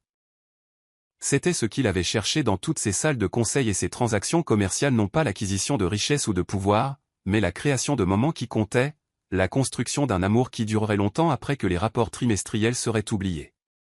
Plus tard, après que Miles se soit endormi sur le canapé devant la cheminée, entouré de livres d'images et de jouets dinosaures, Ethan et Lila se retrouvèrent seuls sur la terrasse, partageant une bouteille de vin et le genre de silence confortable qui avait été autrefois leur spécialité. « Il est incroyable, » dit Ethan, regardant leur fils dormir à travers les portes vitrées. « Intelligent, gentil et imaginatif. Et mon Dieu, Lila, tu as fait un travail incroyable avec lui. » « Nous avons fait un travail incroyable avec lui, » corrigea Lila doucement. « Ces dernières semaines, en te regardant avec lui. Ethan, tu es le père que j'ai toujours espéré que tu serais. Patient, présent et complètement amoureux de tout ce qui le concerne. Je suis complètement amoureux de tout ce qui vous concerne tous les deux, dit doucement Ethan, les mots lui échappant avant qu'il ne puisse les remettre en question. Lila se tourna pour le regarder, son verre de vin oublié dans ses mains. Ethan, je sais que nous prenons les choses lentement. Je sais que nous sommes en train de déterminer ce que c'est, ce que nous pourrions être. S'il est possible de construire quelque chose de nouveau à partir des morceaux de ce que nous avions avant. Ethan posa son propre verre et se tourna complètement vers elle. Mais j'ai besoin que tu saches que je t'aime. Pas le souvenir de toi, pas l'idée de toi, mais toi, la femme qui a élevé notre fils à croire au pardon, qui a protégé sa capacité d'amour même quand je ne le méritais pas, qui s'est transformée en le genre de personne qui sauve des vies tous les jours. Lila eut le souffle coupé et Ethan vit 6 années de prudence se disputer avec l'espoir qu'elle avait eu peur de reconnaître. J'aime l'infirmière qui lit des histoires aux enfants effrayés, et la mère qui transforme les muffins aux myrtilles en gâteaux au bail du ciel, et la femme qui a choisi la grâce plutôt que la colère, même lorsque la colère aurait été justifiée. Ethan tendit la main vers la sienne, entrelaçant leurs doigts comme il le faisait autrefois lorsque le monde semblait trop grand et qu'ils étaient tout ce dont ils avaient besoin l'un de l'autre pour le rendre gérable. « Je t'aime aussi », murmura Lila, et l'aveu sembla la surprendre autant qu'il le soulagea. « Je n'ai jamais cessé de t'aimer, même quand j'étais furieuse contre toi. Même quand je pensais que je ne te reverrais plus jamais, j'ai juste appris à t'aimer à distance. À aimer l'homme que j'espérais que tu deviendrais un jour. » Ils restèrent assis, main dans la main, sur la terrasse du chalet où ils avaient jadis planifié leur avenir, regardant les étoiles apparaître au-dessus du lac comme des promesses s'écrivant dans le ciel. Et Ethan sentit le dernier de ses murs s'effondrer. « Lila, dit-il, sa voix rauque d'émotion, d'espoir et de 6 années de désir enfin autorisées à remonter à la surface. Je veux essayer à nouveau. Pas pour recréer ce que nous avions, mais pour construire quelque chose de meilleur, quelque chose de plus fort, quelque chose de digne de la famille que nous sommes devenus. » Au lieu de répondre avec des mots, Lila se pencha et l'embrassa. C'était doux au début, hésitant, une question posée et répondue simultanément. Mais ensuite, les bras d'Ethan l'entourèrent, et elle se fondit en lui. Et soudain, ils avaient à nouveau 26 et 24 ans, désespérés l'un de l'autre et certains que cet amour pouvait survivre à tout ce que le monde leur lancerait. Sauf que maintenant, ils avaient 34 et 32 ans, et ils avaient appris que l'amour n'était pas une question de certitude. Il s'agissait de se choisir l'un l'autre chaque jour, même quand c'était difficile, surtout quand c'était difficile. « Emmène-moi à l'intérieur », murmura Lila contre ses lèvres, et Ethan sentit son cœur s'arrêter et redémarrer dans l'espace entre ces quelques mots. Ils se déplacèrent silencieusement dans le chalet, vérifiant Miles, qui dormait profondément sur le canapé avec son dinosaure préféré serré dans son petit poing. Ethan couvrit doucement leur fils d'une couverture, et Lila alluma le baby monitor qu'ils avaient apporté, car même au milieu de la reconquête de leur histoire d'amour, ils étaient d'abord parents. La chambre d'Ethan donnait sur le lac, le clair de lune filtrant à travers les fenêtres et peignant tout d'argent et d'ombre. Ils se déshabillèrent lentement, redécouvrant des corps familiers mais changés, cartographiant les preuves physiques de 6 années vécues séparément, une cicatrice sur l'épaule d'Ethan due à un accident de ski, des vergetures sur les hanches de Lila dues à la grossesse de leur enfant. La façon dont le temps s'était déposé sur eux deux comme un doux rappel qu'ils n'étaient plus des enfants jouant à l'éternité. « Tu es encore plus belle », murmura Ethan, ses mains tremblant en traçant la courbe de sa taille, la douceur de sa peau, les endroits où la maternité avait transformé son corps en quelque chose de sacré. « J'avais peur que tu me trouves différente », admit Lila, ses propres mains explorant les épaules plus larges, les lignes plus profondes autour de ses yeux, l'homme qu'il était devenu au cours de leurs années de séparation. « Tu es différente », dit Ethan, l'abaissant sur le lit avec une révérence qui lui fit sentir qu'elle était une prière offerte à quelqu'un qu'il avait cru perdu pour toujours. « Tu es plus forte, plus belle, plus tout ce dont je n'ai jamais su que j'avais besoin. Ils firent l'amour comme des gens à qui l'on avait donné un cadeau impossible, lentement, délibérément, avec le genre de gratitude qui transformait la connexion physique en communion spirituelle. Chaque toucher était une promesse, chaque baiser un engagement, chaque moment d'union une célébration des secondes chances et de la grâce qui les rendait possibles. Après, ils restèrent enlacés au clair de lune, les doigts d'Ethan traçant des motifs paresseux sur la peau de Lila pendant qu'elle écoutait le rythme régulier de son cœur sous sa joue. « Épouse-moi » dit soudainement Ethan, les mots prononcés dans l'obscurité comme une prière qu'il avait retenue pendant 6 ans. Lila leva la tête pour le regarder, les yeux écarquillés de surprise et de quelque chose qui aurait pu être de la joie. « Quoi ? Épouse-moi » répéta-t-il, s'asseyant et l'attirant avec lui pour qu'ils soient face à face dans l'enchevêtrement des draps et du clair de lune. « Pas parce que nous avons un enfant ensemble, pas parce que c'est la chose pratique à faire, mais parce que je t'aime plus que je ne pensais qu'il était possible d'aimer qui que ce soit. Parce que tu fais de moi un meilleur homme, un meilleur père, un meilleur être humain. Parce que je veux passer chaque jour du reste de ma vie à prouver que j'ai appris la différence entre le succès et l'importance. » Lila resta silencieuse si longtemps qu'Ethan commença à s'inquiéter d'avoir trop insisté, trop demandé, trop tôt. Mais alors elle sourit, une expression si radieuse qu'elle sembla illuminer toute la pièce.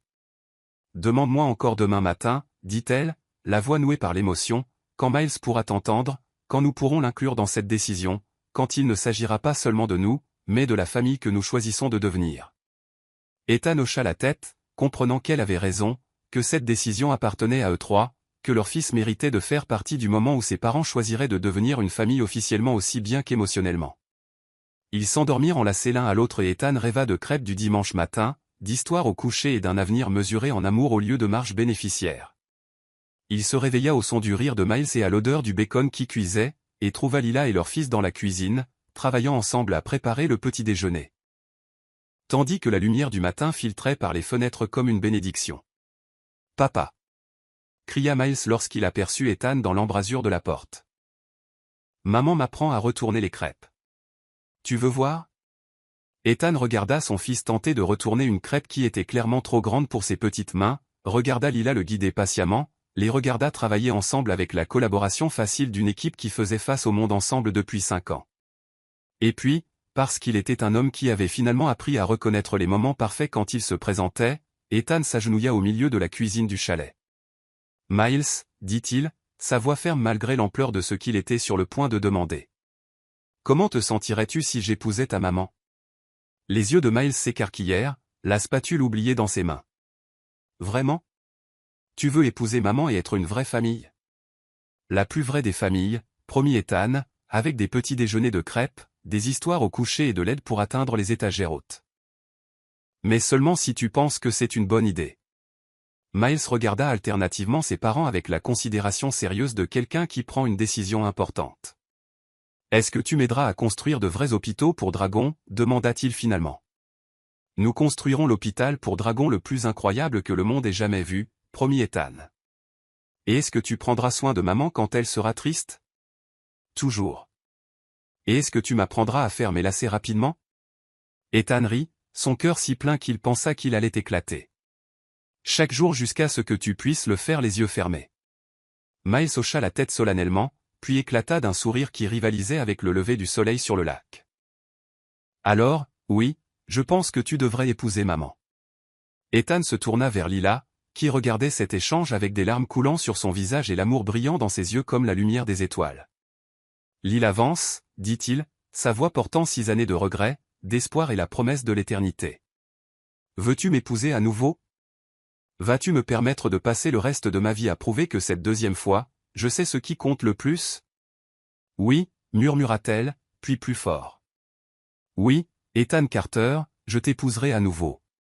Miles poussa un cri de joie et se lança dans leur étreinte de groupe, et Ethan sentit la dernière pièce de son monde brisé se remettre en place. Dehors, la neige commença à tomber, couvrant le lac et les montagnes d'un blanc immaculé. Et à l'intérieur du chalet où ils avaient autrefois rêvé de construire une famille, 3 personnes qui avaient retrouvé leur chemin l'une vers l'autre regardèrent le monde se transformer en quelque chose de beau et de nouveau. Certaines histoires d'amour, réalisa Ethan, ne consistent pas à réussir du premier coup. Certaines histoires d'amour consistent à apprendre à choisir l'amour plutôt que la peur, la présence plutôt que l'ambition, et la grâce plutôt que le besoin d'avoir raison. Certaines histoires d'amour sont faites de secondes chances et du courage de croire que les choses brisées peuvent être restaurées, que le temps perdu peut être racheté par le temps bien dépensé, et que le succès le plus extraordinaire dans la vie est le simple fait d'aimer bien et d'être aimé en retour. Alors que la neige tombait dehors et que le rire